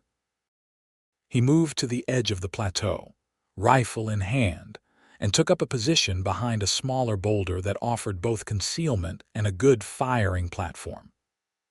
Bethany soothed the nervous horses, speaking to them in low, calming tones while keeping her eyes on Cole's tense form. The minutes stretched into what felt like hours. Then, finally, the sound of hoofbeats reached them, growing steadily louder. Bethany held her breath as 4 riders came into view on the trail below. Even from a distance, she recognized 2 of them Harold Montgomery's foreman, a hard-faced man named Jenkins, and one of the hands from her father's ranch, a young cowboy called Davis. The other 2 were strangers to her, rough-looking men with the weathered appearance of hired guns. The men halted directly below the plateau, examining the ground. Jenkins pointed to the faint marks where Cole and Bethany had left the trail, and the men dismounted, preparing to follow on foot. "That's far enough," Cole called out, his voice ringing clearly in the mountain air. The men froze, their hands moving instinctively toward their weapons. Jenkins squinted up the slope, trying to locate the source of the voice. "We know you're up there, Ranger," he shouted back. "We just want the girl. Hand her over and you can go on your way." "The lady has made her choice," Cole replied calmly. "She's not going back to Montgomery. Turn around and ride out while you still can." "Don't be a fool, Lawson," Jenkins called. "Montgomery's offering $500 for her return. That's good money." "Not good enough to die for," Cole answered, his rifle steady on the men below. "And that's what will happen if you take one more step up this slope." The tension crackled in the air like lightning before a storm. Bethany held her breath, her hand automatically moving to the small revolver Cole had given her after they left San Lorenzo. "You're outnumbered, Ranger," Jenkins tried again. 4 against 1. Those aren't good odds." "Better than you think," Cole replied, his voice deadly calm. "I've got the high ground and plenty of ammunition. How many of you want to die today for Harold Montgomery's wounded pride?" The 4 men exchanged glances, clearly reassessing the situation. Cole's reputation as a marksman was well known throughout the territory, and his current position gave him a significant tactical advantage. "Montgomery won't be happy," Jenkins said, a note of uncertainty entering his voice. "Montgomery isn't the one looking down the barrel of my rifle," Cole pointed out. "Make your choice, Jenkins. Die here on this mountain for a man who wouldn't do the same for you, or go home to your family." The mention of family seemed to strike home. Jenkins hesitated, then slowly lowered his hand away from his gun. "This isn't over, Ranger," he called, but the threat sounded hollow. "It is for today," Cole replied steadily. "Mount up and ride back the way you came. Don't stop, don't look back." For a moment it seemed like one of the hired guns might protest, but Jenkins shook his head sharply. "We're leaving," he announced, "but Montgomery won't give up. He'll send more men." "Then they'll meet the same welcome," Cole assured him. "Now go." The men mounted their horses and turned back down the trail, their postures stiff with frustrated anger but unwilling to test Cole's marksmanship. Cole kept his rifle trained on them until they disappeared around a bend in the pass. Only then did he lower his weapon and return to Bethany's side. "They won't go far," he said, his voice tight with tension. "They'll regroup, maybe try to circle around and come at us from another direction." "What do we do?" Bethany asked, her hands still shaking slightly from the confrontation. Cole looked up at the sky, judging the time. "We've got about 4 hours of daylight left, not enough to reach Silver City, but maybe enough to lose them in the backcountry." He turned to her, his blue eyes serious. "It's going to be rough going. Are you up for it?" Bethany squared her shoulders. "I'm up for whatever it takes." "I'm not going back." A brief smile touched Cole's lips, approval warming his gaze. "That's what I figured you'd say. Let's move." They mounted up and continued their journey, but now with a new urgency. Cole led them on an even more circuitous route, sometimes doubling back, sometimes creating false trails, using every trick he knew to confuse and misdirect their pursuers. They forded streams, rode through rocky terrain that left minimal tracks, and took the most difficult paths where the terrain itself would slow anyone following them. As the sun began to set, they reached a small plateau overlooking a deep, narrow canyon. The view was spectacular, the last rays of sunlight turning the red rocks to flame, the shadows deepening to purple in the creases of the land. But Cole's focus wasn't on the scenery. He was studying the canyon with a tactician's eye. "We're going down there?" Bethany asked, eyeing the steep descent dubiously. Cole nodded. "There's a trail, though it's not an easy one, but once we're in the canyon we'll be harder to track. And there's a place I know, about halfway through, where we can shelter for the night." The descent into the canyon was nerve-wracking. The trail was little more than a goat path, winding back and forth down the nearly vertical wall. In places, they had to dismount and lead the horses, the animals picking their way carefully over loose rock and around sharp switchbacks. By the time they reached the canyon floor, twilight had deepened to true darkness, with only the stars and a sliver of moon providing light. Cole seemed unfazed by the darkness, leading them confidently along the canyon floor beside a small, gurgling stream. After about an hour of slow progress, he turned off the main canyon into a smaller side ravine. This led them to a natural alcove carved into the rock wall, sheltered by overhanging stone and screened by a stand of willows growing beside a spring. "We'll camp here," Cole decided, dismounting and helping Bethany down. "It's defensible and the overhang will hide our fire from above." "Have you been here before?" Bethany asked, impressed by his knowledge of such a hidden spot. Cole nodded as he began unsaddling the horses. "A few years back. I was tracking a gang of rustlers who were using these canyons to move stolen cattle. Spent weeks exploring every nook and cranny of this area." "Did you catch them?" "Eventually." Something in his tone suggested the pursuit had not ended well for the rustlers, but he didn't elaborate. They set up camp efficiently, working together with the easy coordination that had developed over their days on the trail. Cole built a small fire in the deepest part of the alcove, where the smoke would be dissipated by the overhanging rock. Bethany prepared a simple meal from their provisions: bacon, beans, and the last of the bread Senora Hernandez had packed for them. As they ate, sitting side by side with their backs against the warm stone, Bethany found herself studying Cole's profile in the flickering firelight. The strong line of his jaw, the slight hook in his nose that suggested it had been broken at some point, the faint scar that ran along his jawline. A face that had seen hard times and come through them stronger.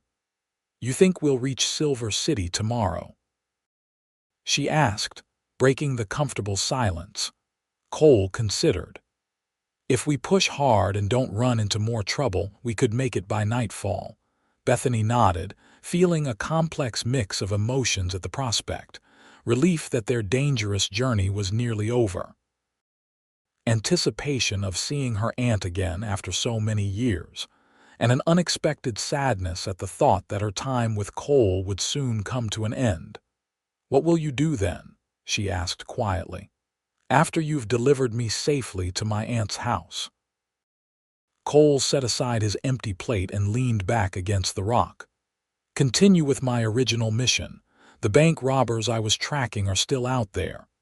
And after that, back to Texas." He glanced at her, something unreadable in his blue eyes. "Eventually. Why do you ask?" Bethany looked down at her hands, suddenly unsure of herself. I realized I'll miss your company. These past days have been dangerous and exhausting, but also—" She searched for the right word. "Illuminating." "Illuminating," Cole repeated, a hint of a smile touching his lips. "That's not the word most people would use to describe fleeing for their lives through the wilderness." "I'm not most people," Bethany replied, finding her courage and meeting his gaze directly. "At least, I'm not anymore. You've helped me see that." The firelight played across Cole's features, softening the hard angles and highlighting the warmth in his eyes as he looked at her. "You've always been extraordinary, Bethany," he said quietly. "You just needed the chance to discover it for yourself." The simple compliment, delivered with such sincere conviction, touched something deep inside her. In that moment, sitting beside him in the flickering light of their small fire, miles from civilization and still in danger, Bethany felt more seen and understood than she ever had before.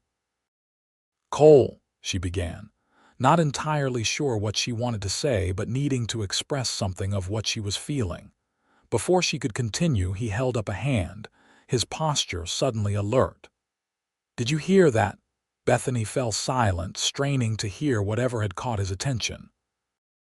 For a moment, there was nothing but the soft pop and crackle of the fire and the gentle rustle of leaves in the night breeze.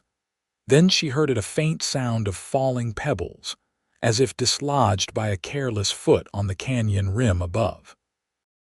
Cole moved silently to the edge of their alcove, peering out into the darkness.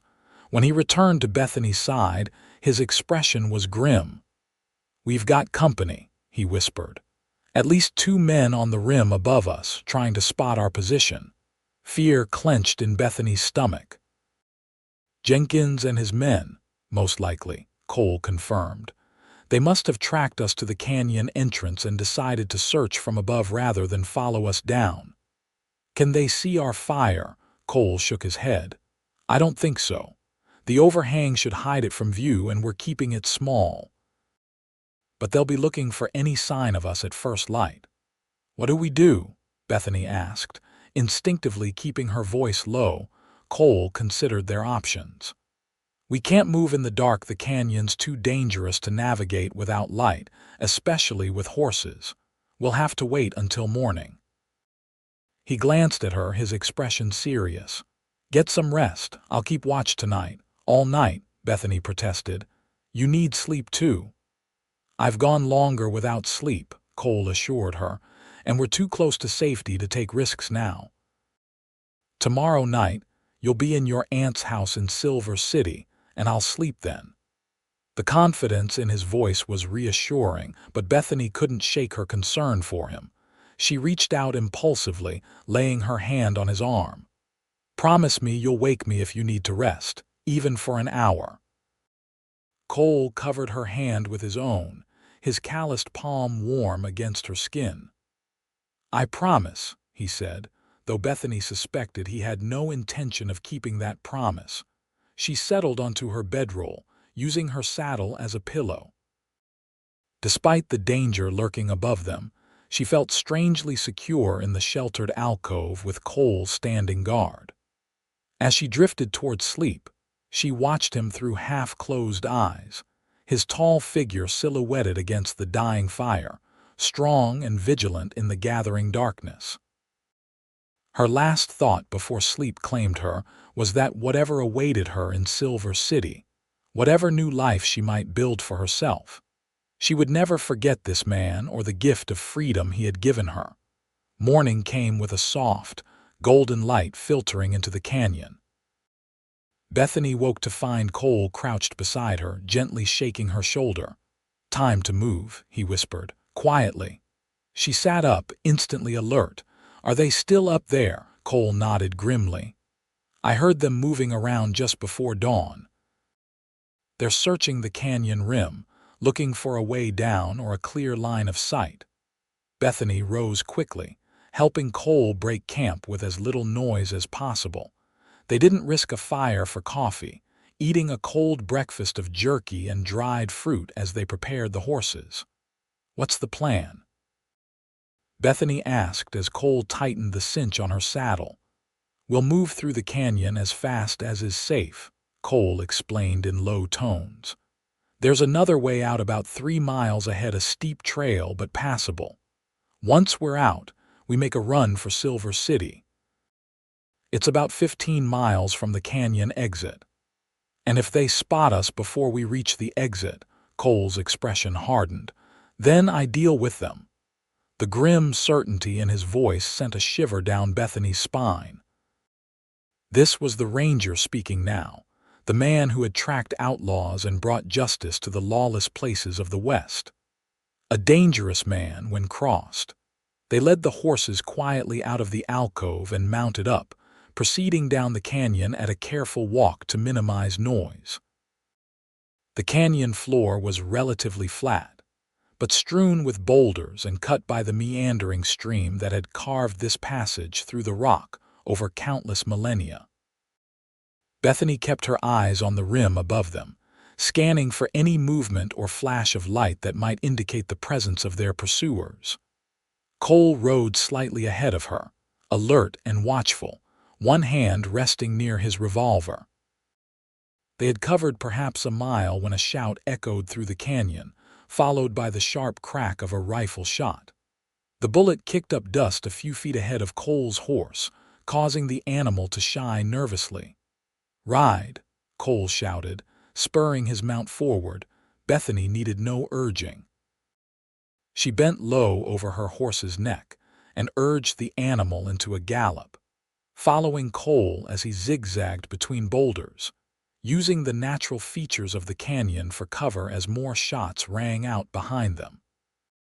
The sound of hoofbeats told them that Jenkins and his men had found a way down into the canyon and were in pursuit. Cole led them at a breakneck pace, pushing the horses to their limits over the rough terrain. "There," he shouted, pointing ahead to where the canyon appeared to split. "The left fork leads to the exit." They took the left branch at full gallop, the walls narrowing around them until they were racing through a passage barely wide enough for 2 horses abreast. The sounds of pursuit grew louder behind them. Then, abruptly, the narrow passage opened into a small, circular valley, ringed by steep walls. At the far side, a trail zigzagged up the canyon wall, their escape route. But as they raced toward it, 4 riders appeared at the top of the trail, blocking their path. Jenkins and his men had split up, with some following them into the canyon while others had circled around to cut off their escape. Cole reined in sharply, Bethany following suit. They were trapped in the small valley, with enemies closing in from both directions. "Stay behind me," Cole ordered, wheeling his horse around to face the men entering the valley from the narrow passage they had just traversed. He drew his revolver, his expression coldly determined. Jenkins and 2 other men pulled up about 50 yards away, spreading out to present more difficult targets. All 3 had weapons drawn. "End of the line, Ranger," Jenkins called. Hand over the girl and maybe you walk away from this." "Not going to happen," Cole replied, his voice carrying clearly across the distance between them. "Be reasonable, man," Jenkins urged.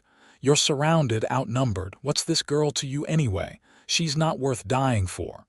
Cole didn't answer immediately. Then, so quietly that only Bethany could hear, he said, "Yes, she is."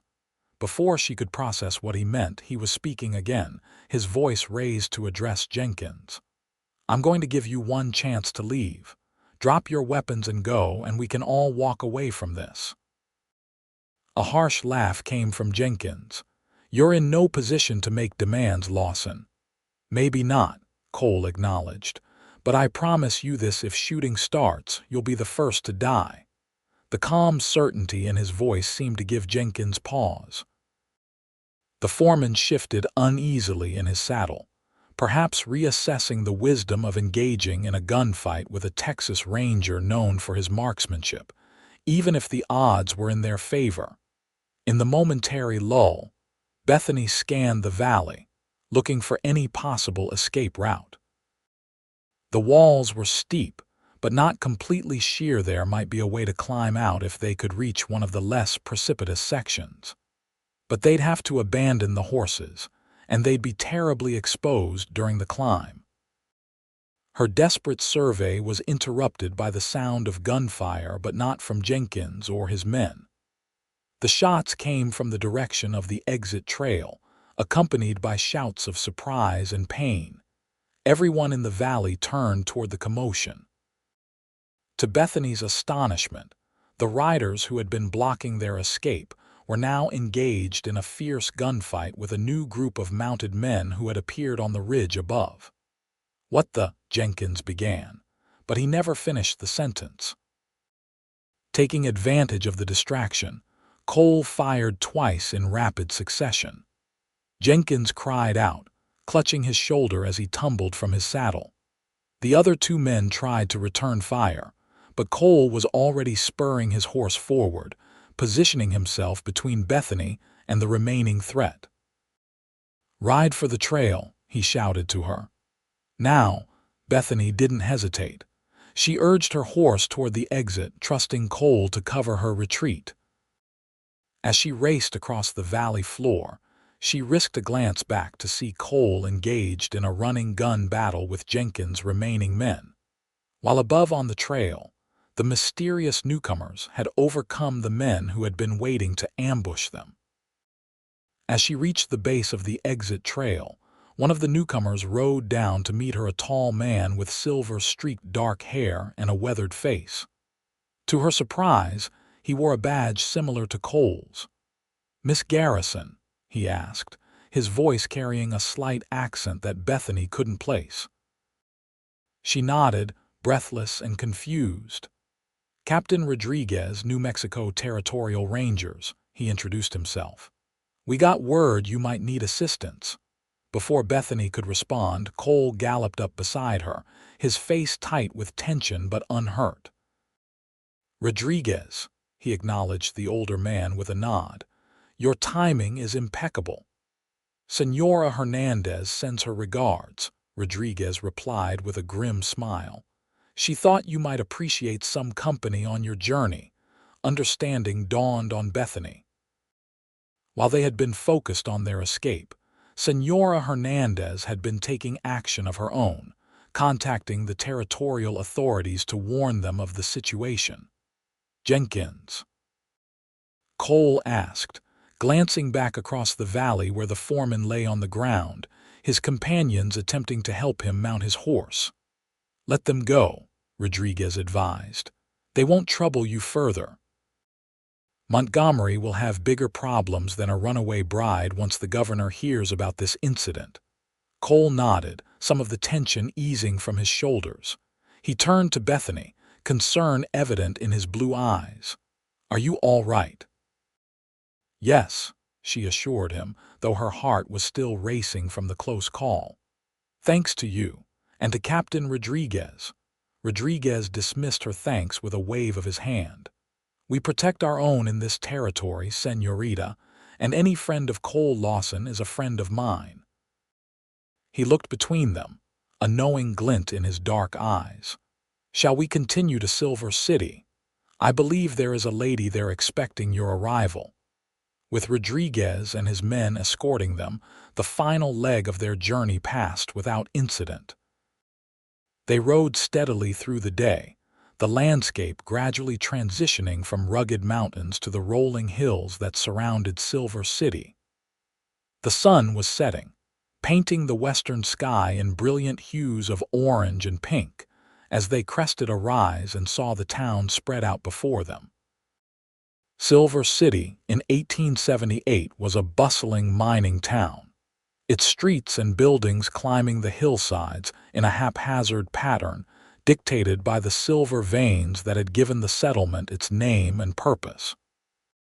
Lamplight glowed in windows, and smoke rose from chimneys against the darkening sky, creating a welcoming sight after their days in the wilderness. Rodriguez led them to a modest but well-maintained house on the eastern edge of town. A lamp burned in the front window, and as they approached, the door opened to reveal a tall, slender woman with silver-streaked blonde hair, her face alight with expectation. "Aunt Margaret," Bethany breathed, sudden tears stinging her eyes. The older woman hurried down the front steps, arms outstretched. "Bethany! Oh, my dear girl!" Bethany practically fell from her saddle into her aunt's embrace, the emotions of the past day's fear, exhaustion, relief finally overwhelming her composure. Margaret Garrison held her niece tightly, murmuring soothing words as Bethany clung to her.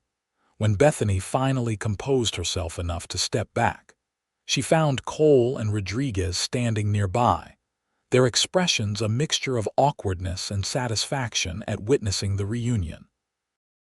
"Aunt Margaret, this is Ranger Cole Lawson," Bethany introduced, wiping away her tears. "He's the reason I'm here, the reason I'm alive and free." Margaret Garrison studied Cole with keen blue eyes that matched her niece's, then extended her hand. "Ranger Lawson, it seems I owe you a debt I can never repay." Cole shook her hand, a faint flush coloring his tanned cheeks at her words. "No debt, madam, just doing what was right." Margaret smiled, clearly approving of his modest response. "Well, right or not, I insist that you and Captain Rodriguez come inside for a hot meal and proper thanks." She looked at the group of weary travelers with the practiced eye of a hostess. "All of you look like you could use some food and rest." Rodriguez declined politely, explaining that he and his men needed to report back to their headquarters, but Cole accepted the invitation after a moment's hesitation. As the Rangers said their farewells, with Rodriguez extracting a promise from Cole to visit before he left the territory, Bethany felt a wave of gratitude for these men who lived by a code of honor in a land where such codes were often forgotten. Inside, Margaret's home was warm and welcoming, furnished simply but with touches of elegance that spoke of the owner's refined taste.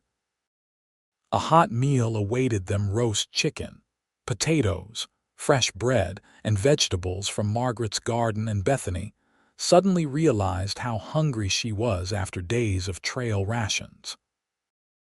As they ate, Bethany told her aunt an abbreviated version of what had happened: her father's arrangement with Montgomery, her desperate escape, and Cole's intervention. Margaret listened with growing indignation, occasionally interjecting questions or expressions of outrage. "Your father always was a stubborn, short-sighted man," she said when Bethany had finished her tale, "but to sell his own daughter to that odious Montgomery." She shook her head in disgust. "Well, you're safe now, my dear. This is your home for as long as you wish it to be."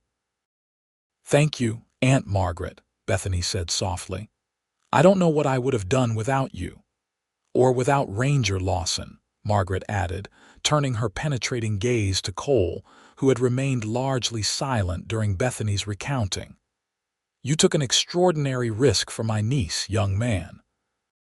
Cole shrugged, uncomfortable with the praise. It wasn't much of a choice, madam. No decent man could have done otherwise. Perhaps, Margaret acknowledged with a small smile, but decent men are rarer than one might hope, especially in these parts. She rose from the table. Now you both must be exhausted. Bethany, I've prepared the spare room for you. Ranger Lawson, I'm afraid I can only offer you the sofa, but it's quite comfortable. The sofa will be fine, madam, Cole assured her. It's better than anything I've slept on in weeks. After helping to clear the table, Bethany excused herself to bathe and change into the clean nightgown her aunt had provided. The hot water was a luxury beyond description after days of makeshift washing in cold streams, and she lingered in the bath until the water began to cool. Wrapped in a soft robe, her damp hair hanging loose down her back, she padded quietly through the house, intending to say goodnight to Cole before retiring. She found him standing at the front window, looking out at the darkened street. He had removed his gun, belt, and boots, but was otherwise still dressed, his tall figure silhouetted against the lamplight. "Cole," she said softly, not wanting to startle him. He turned, and something flickered in his eyes as he took in her freshly bathed appearance, her hair loose around her shoulders. "Bethany," he acknowledged, his voice lower than usual. "You look rested." She smiled at his careful choice of words. "I feel human again. A real bath works wonders." She moved to stand beside him at the window. "What are you looking at?" "Just keeping watch," he replied. "Old habits." "Do you think we're still in danger?" Cole shook his head. "Not here. Rodriguez was right. Montgomery will have his hands full once the authorities get involved. And your father." He hesitated, clearly not wanting to speak ill of her parent. "My father will probably disown me," Bethany completed the thought for him. "But I can live with that." "Are you sure?" Cole asked, studying her face in the soft lamplight.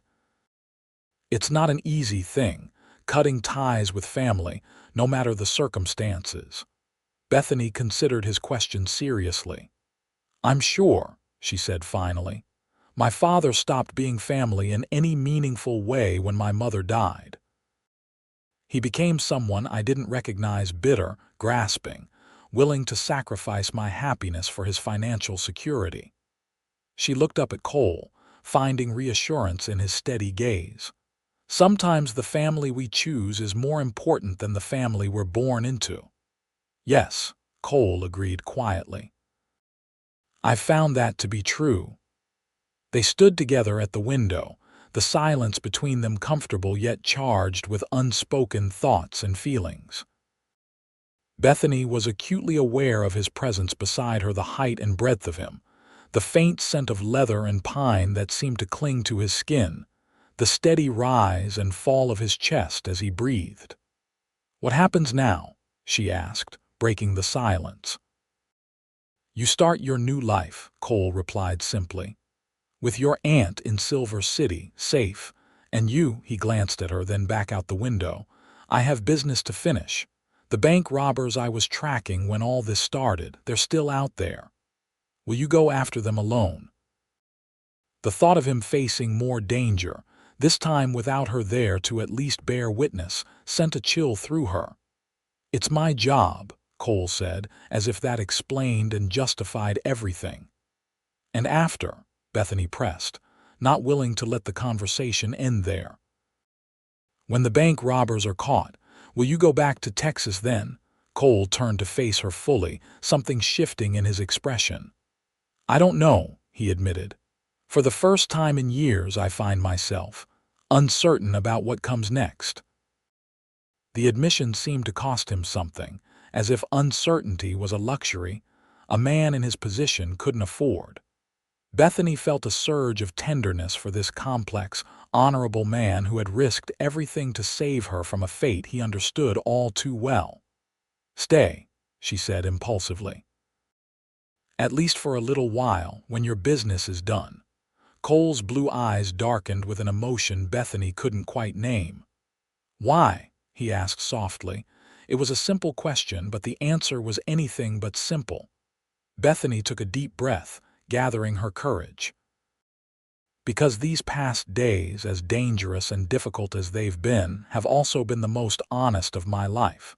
Because you've shown me what it means to make hard choices and live with them. Because when I'm with you, I feel. She hesitated, searching for the right words. Seen. Understood.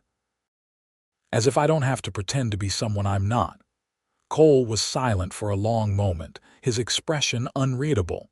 Then, slowly, he raised his hand and touched her cheek, his calloused fingertips gentle against her skin. "Bethany," he said, her name almost a sigh. "This isn't the right time. You've just escaped one future that was chosen for you. You should take time to discover who you are, what you want before." "Before what?" she prompted when he trailed off. His hand dropped away from her face. "Before making decisions that might shape the rest of your life." Bethany felt a mixture of disappointment and grudging respect for his restraint. He was right, of course. She needed time to find her footing in this new life, to explore her own wants and needs free from external pressures. But that didn't change the fact that she had never felt about anyone the way she felt about Cole Lawson. "Will you at least consider staying?" she asked. "Not for me necessarily, but Silver City could use a man like you. The mines bring in all sorts of trouble." A small smile touched Cole's lips. "I'll consider it," he promised. "And I'll come back when my current business is finished, to check on you if nothing else."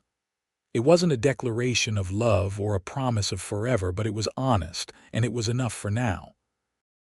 Bethany nodded, accepting his words for what they were, a beginning, not an ending. "Good night, Cole," she said softly. "Good night, Bethany," he replied. "Sleep well." As she turned to go, he caught her hand, stopping her. When she looked back at him questioningly, he seemed to struggle with himself for a moment before speaking. "What I said in the valley," he began, his voice low and intent. "When Jenkins asked what you were to me, I meant it." Bethany's heart quickened as she recalled his quiet words. "Yes, she is. Worth dying for." The memory warmed her from within. "I know," she whispered. "That's why I'm still here, why I'll be here when you come back." Their eyes held for a long moment, volumes of unspoken feelings passing between them. Then Cole released her hand, and Bethany made her way to her bedroom, her steps lighter than they had been in months. Cole left early the next morning, despite Margaret's protests that he should rest longer. He had information, he explained, that the bank robbers he was tracking were planning another heist in a town to the north, and he couldn't delay his pursuit. Bethany walked him to the stable where his horse had been kept overnight, the early morning air crisp and clear around them. They moved in comfortable silence, their shoulders occasionally brushing, until they reached the small building at the edge of Margaret's property. Cole's stallion nickered a greeting as they entered, eager to be on the move again. As Cole checked his saddle and gear, Bethany leaned against the stable door, watching him with a mixture of admiration and apprehension. "How long will you be gone?" she asked. Cole tightened the cinch on his saddle before answering. "Hard to say. Depends on how good my information is, how fast I can catch up to them." He glanced at her over his shoulder. "A few weeks, probably. Maybe a month." Bethany nodded, trying not to show her disappointment. A month seemed like an eternity after the intensity of the past days. "Be careful," she said. "Bank robbers are dangerous men." A hint of a smile touched Cole's lips. "So I've heard." "I'm serious, Cole," Bethany insisted. "Don't take unnecessary risks." He turned to face her fully, his expression softening. "I won't," he promised. "I have a reason to come back now." The simple declaration made Bethany's heart skip a beat. She stepped forward impulsively, closing the distance between them. "Good, because I'll be waiting." Cole's blue eyes darkened as he looked down at her. For a moment, Bethany thought he might kiss her, hoped he would, but instead, he reached into his pocket and withdrew a small object. "I want you to have this," he said, pressing the item into her palm. Bethany looked down to find a small silver star in her hand, a Texas Ranger badge, worn smooth around the edges from years of use. "It was my first badge," Cole explained. "I've kept it as a reminder of why I do what I do. I'd like you to hold it for me until I return." The significance of the gesture wasn't lost on Bethany. This wasn't just a token. It was a piece of himself, a physical representation of his commitment both to his duty and to her. "I'll keep it safe," she promised, closing her fingers around the silver star. Cole nodded, satisfaction in his eyes. Then finally he bent and pressed a gentle kiss to her forehead. "Stay safe, Bethany Garrison," he murmured against her skin. "You too, Cole Lawson," she replied, her voice steady despite the emotions swirling within her. With one last lingering look, Cole mounted his horse and rode out of the stable, his tall figure straight and proud in the saddle. Bethany watched him go, the silver star clutched tightly in her hand, until he disappeared around a bend in the road.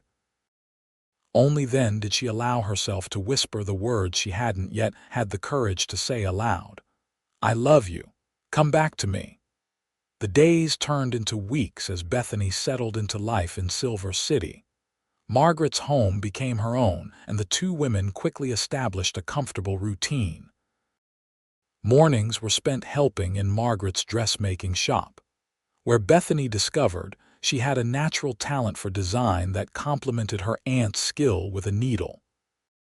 Afternoons were often dedicated to exploring the town and surrounding countryside, making new acquaintances, and learning about the community that was now her home. Silver City was a vibrant, diverse place, far more cosmopolitan than Hillsborough had been. The silver mines attracted people from all over the country, and beyond Eastern investors, Mexican laborers, European engineers, Chinese merchants. The town had theaters, restaurants, and even a small lending library where Bethany spent many pleasant hours. She made friends gradually, cautiously at first, then with increasing confidence as she discovered that her story, or at least the broad outlines of it, had preceded her. Far from being scandalized by her flight from an arranged marriage, most of the women she met expressed admiration for her courage, while the men treated her with a respect that had nothing to do with her family name or status. Through it all, she carried Cole's badge with her, a tangible reminder of the man who had changed her life and claimed her heart. At night, she would often sit by her bedroom window, looking out at the star-filled sky and wondering where he was, whether he was safe, and when he might return. News came occasionally, reports of a bank robbery foiled in a town to the north, rumors of a gunfight between rangers and outlaws in the mountains near the Colorado border, a brief mention in the local newspaper of distinguished service rendered by Texas Ranger Cole Lawson in the apprehension of dangerous criminals. Each snippet of information reassured Bethany that Cole was alive and doing what he did best, but also underscored the dangers he faced daily. 6 weeks after Cole's departure, a letter arrived for Bethany. Her hands trembled as she recognized his handwriting on the envelope's strong, clear strokes that somehow reflected the man himself. She took the letter to her room, wanting privacy for this first communication. Sitting on her bed, she carefully opened the envelope and unfolded the single sheet of paper inside. "Bethany, I hope this letter finds you well and settled in Silver City. My business has taken longer than expected, but progress is being made. We've captured 3 members of the gang, but the leader and 2 others continue to elude us. I think of you often. The memory of your courage and determination has been a source of strength during difficult moments. If all goes well, I should return to Silver City within the next 2 weeks. There are matters we left unfinished that I find myself eager to address. Until then, know that you are in my thoughts as I hope I am in yours. Cole, it wasn't a love letter in the traditional sense. There were no flowery declarations or passionate avowals. But for a man like Cole, who expressed himself more through actions than words, it was eloquent in its straightforward honesty. Bethany read it again and again, finding comfort in the knowledge that he thought of her, that he planned to return, that there were unfinished matters he wished to address. She wrote back immediately, a longer letter that spoke of her new life in Silver City, her work with Aunt Margaret, and the friends she was making. She told him of small adventures and daily discoveries, wanting to share with him the world she was building for herself. And though she didn't write the words, "I love you," they were there between the lines in her concern for his safety and her anticipation of his return. 2 more weeks passed, then 3, with no sign of Cole. Bethany tried not to worry, reminding herself that his work was unpredictable by nature and that delays were inevitable. But as a 4th week began with no word, anxiety began to gnaw at her. Then, on a warm afternoon in late June, as Bethany was helping a customer in Margaret's shop, the bell above the door jingled. She looked up automatically, her practiced welcome dying on her lips as she saw who had entered. Cole Lawson stood in the doorway, his tall figure silhouetted against the bright sunlight outside. He looked leaner than she remembered, his face more weathered, with a new scar above his right eyebrow. But his blue eyes were the same, lighting with warmth as they found her across the room. "Cole," she breathed, hardly aware of speaking aloud. He inclined his head slightly, a ghost of a smile touching his lips. "Miss Garrison." The formality was for the benefit of the customer, Bethany realized, gathering her composure. "Mrs. Peterson, would you excuse me for a moment? My aunt will be happy to assist you with the final fitting." The older woman glanced between Bethany and Cole, a knowing smile spreading across her face. "Of course, dear. Take your time," as Margaret emerged from the back room to take over with Mrs. Peterson. Bethany crossed to where Cole still stood by the door. Up close, she could see the exhaustion in his face, the shadows under his eyes that spoke of long days and longer nights. "You're back," she said simply, not trusting herself to say more without her voice betraying the depth of her emotion. "I am," Cole confirmed. "Sorry it took longer than I expected." Bethany shook her head. "You're here now. That's what matters." She glanced at the busy shop, acutely aware of the curious eyes watching their reunion. "Would you like to walk? I can take a break." Cole nodded, relief evident in his expression. "I'd like that." After a quick word with Margaret, who shooed her out the door with an approving smile, Bethany joined Cole outside. They walked in silence for a while, following a path that led away from the main street toward a small park on the edge of town. The air was warm with the promise of summer, filled with the scent of pine and sage from the surrounding hills. "You look well," Cole observed as they reached the shade of a large cottonwood tree. "Silver City seems to agree with you." Bethany smiled, warmed by the approval in his gaze. "It does. I've found freedom here, purpose." "In your aunt's shop, partly," Bethany confirmed, "but also in other ways. I've been writing for the local newspaper small pieces about town events, reviews of performances at the theater. And I've been teaching some of the miners' children to read and write 2 afternoons a week." Cole's expression softened with something that might have been pride. "You've been busy." "It helps," Bethany admitted, "keeping occupied, especially when—" She hesitated, then continued honestly, "when I was worried about you." "I'm sorry for that," Cole said quietly. "For making you worry." Bethany shook her head. "Don't apologize. It's who you are, what you do. I understand that. They reached a bench beneath the cottonwood and sat, the dappled shade cool against the warmth of the day. For a moment, neither spoke, content to simply be in each other's presence after the weeks apart. "Did you catch them?" Bethany finally asked. "The bank robbers." Cole nodded, his expression grim. "All but one. The leader, Jeb Blackwell, was killed in a shootout near the Colorado border. 2 of his men were captured and will stand trial in Denver, the last one." He shook his head. "He slipped away, but he won't get far. Every lawman in the territory is looking for him."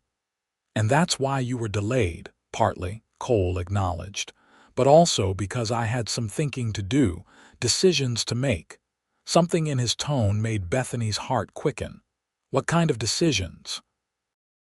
Cole turned to face her, his blue eyes serious. "About my future. About what I want my life to be." Bethany held her breath, afraid to hope but unable to stop herself. "And what did you decide?" Instead of answering directly, Cole reached into his pocket and withdrew a folded piece of paper. "I received this 2 weeks ago," he said, handing it to her. Bethany unfolded the document, quickly scanning the official-looking text. It was a letter from the governor of New Mexico Territory, offering Cole a position as a captain in the Territorial Rangers, based in Silver City. "Captain Rodriguez's recommendation," Cole explained. "He's being promoted to Territorial Marshal and needs someone to take over his duties here." "Are you going to accept?" Bethany asked, hardly daring to believe what this might mean. Cole studied her face intently. "That depends." "On what?" "On whether I have a reason to stay in Silver City," he said quietly. "A compelling reason." Bethany's heart was pounding so hard she was sure he must hear it. "I think you do," she whispered. "Do I?" Cole pressed, his eyes never leaving hers. In answer, Bethany reached into her pocket and withdrew the silver badge he had entrusted to her. "You asked me to keep this safe until you returned," she said, holding it out to him. "But I'd rather keep you safe instead." Cole took the badge, his fingers brushing hers in a touch that sent warmth coursing through her. "Bethany," he began, then stopped, struggling to find the right words. "It's all right," she assured him, gathering her courage. "I understand if you need more time or if you've changed your mind." "I know these past weeks have been," Cole cut her off by taking her hand in his. "I haven't changed my mind," he said firmly. "If anything, being away from you only made me more certain." He took a deep breath. "I love you, Bethany Garrison. I think I've loved you since I saw you standing in that church, terrified but determined to choose your own path." The words, so long hoped for but never quite expected, left Bethany momentarily speechless. When she found her voice again, it was steady despite the emotions swirling within her. "I love you too, Cole. I think I've known it since that first night on the trail when you told me about your sister, and I realized why saving me mattered so much to you." Cole's hand tightened around hers. "I want to accept the governor's offer," he said. "I want to stay here in Silver City with you, if that's what you want too." "It is," Bethany confirmed without hesitation. "More than anything." The smile that transformed Cole's face then was unlike any expression she had seen from him before, open, joyful, unburdened. He leaned forward, his free hand coming up to cup her cheek. "May I?" he asked softly. In answer, Bethany closed the distance between them, pressing her lips to his in a kiss that was gentle at first, then deepening as he pulled her closer. His arms encircled her, strong and secure, making her feel both protected and free, a paradox that somehow made perfect sense with this man. When they finally drew apart, Cole rested his forehead against hers, his breathing uneven. "I meant what I said that day at the altar," he murmured. "We'll go slow. Build something real, something that lasts." Bethany smiled, her heart so full she thought it might burst. "I'd like that," she whispered. "Very much." And there, in the dappled shade of a cottonwood tree on the edge of Silver City, a Texas Ranger and a runaway bride began to plan a future together, a future built on courage, respect, and a love that had been born in the most unlikely of circumstances, but would endure through all the days to come. 6 months later, on a crisp December morning, Bethany stood in her aunt's parlor, smoothing the skirts of her wedding dress. Unlike the elaborate satin and lace creation she had worn at her aborted wedding to Harold Montgomery, this gown was simple and elegant ivory silk with subtle embroidery at the bodice and hem, designed and sewn by Bethany herself with Margaret's expert guidance. "You look beautiful, my dear," Margaret said, adjusting the small wreath of winter flowers in Bethany's hair. "Absolutely radiant." Bethany smiled, meeting her aunt's gaze in the mirror. "I feel radiant and nervous. Is that strange? To be nervous when I'm so sure?" Margaret shook her head. "Not strange at all. Marriage is a momentous step, even when it's to the right person for the right reasons." A knock at the door interrupted their conversation. "Are you ready?" Captain Rodriguez's voice called. "The minister is waiting and your groom is beginning to pace." Bethany and Margaret exchanged amused glances. Rodriguez had offered to escort Bethany down the aisle in the absence of her father, who had refused all contact since her flight from Hillsborough.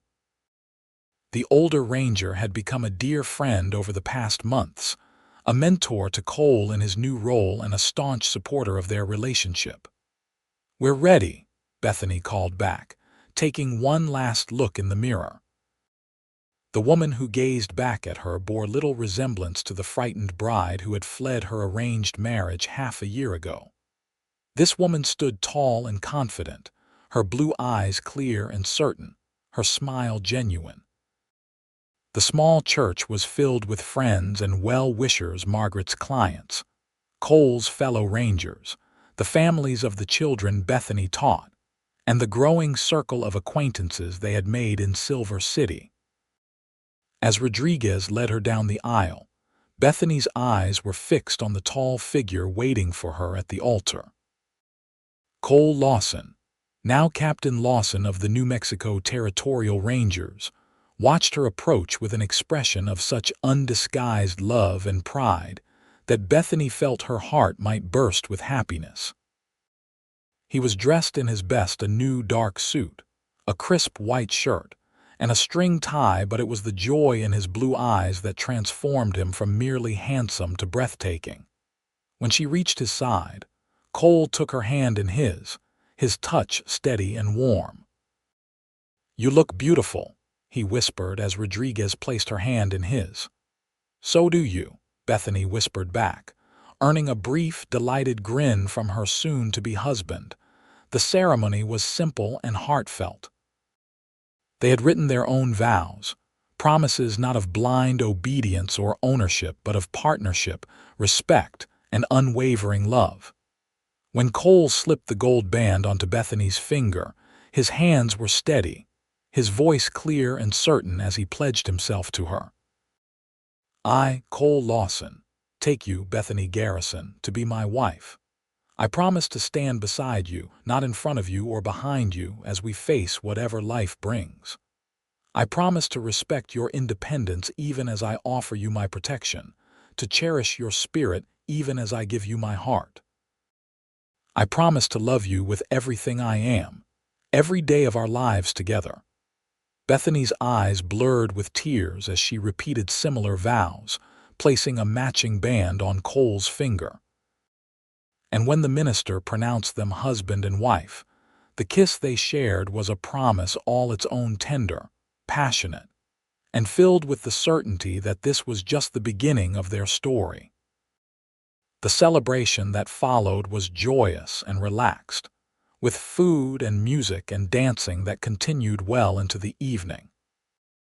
As the night grew late, Cole and Bethany slipped away from the festivities to the small house they had purchased on the edge of town, a cozy adobe home with room for a garden, a stable for their horses, and perhaps, someday, children.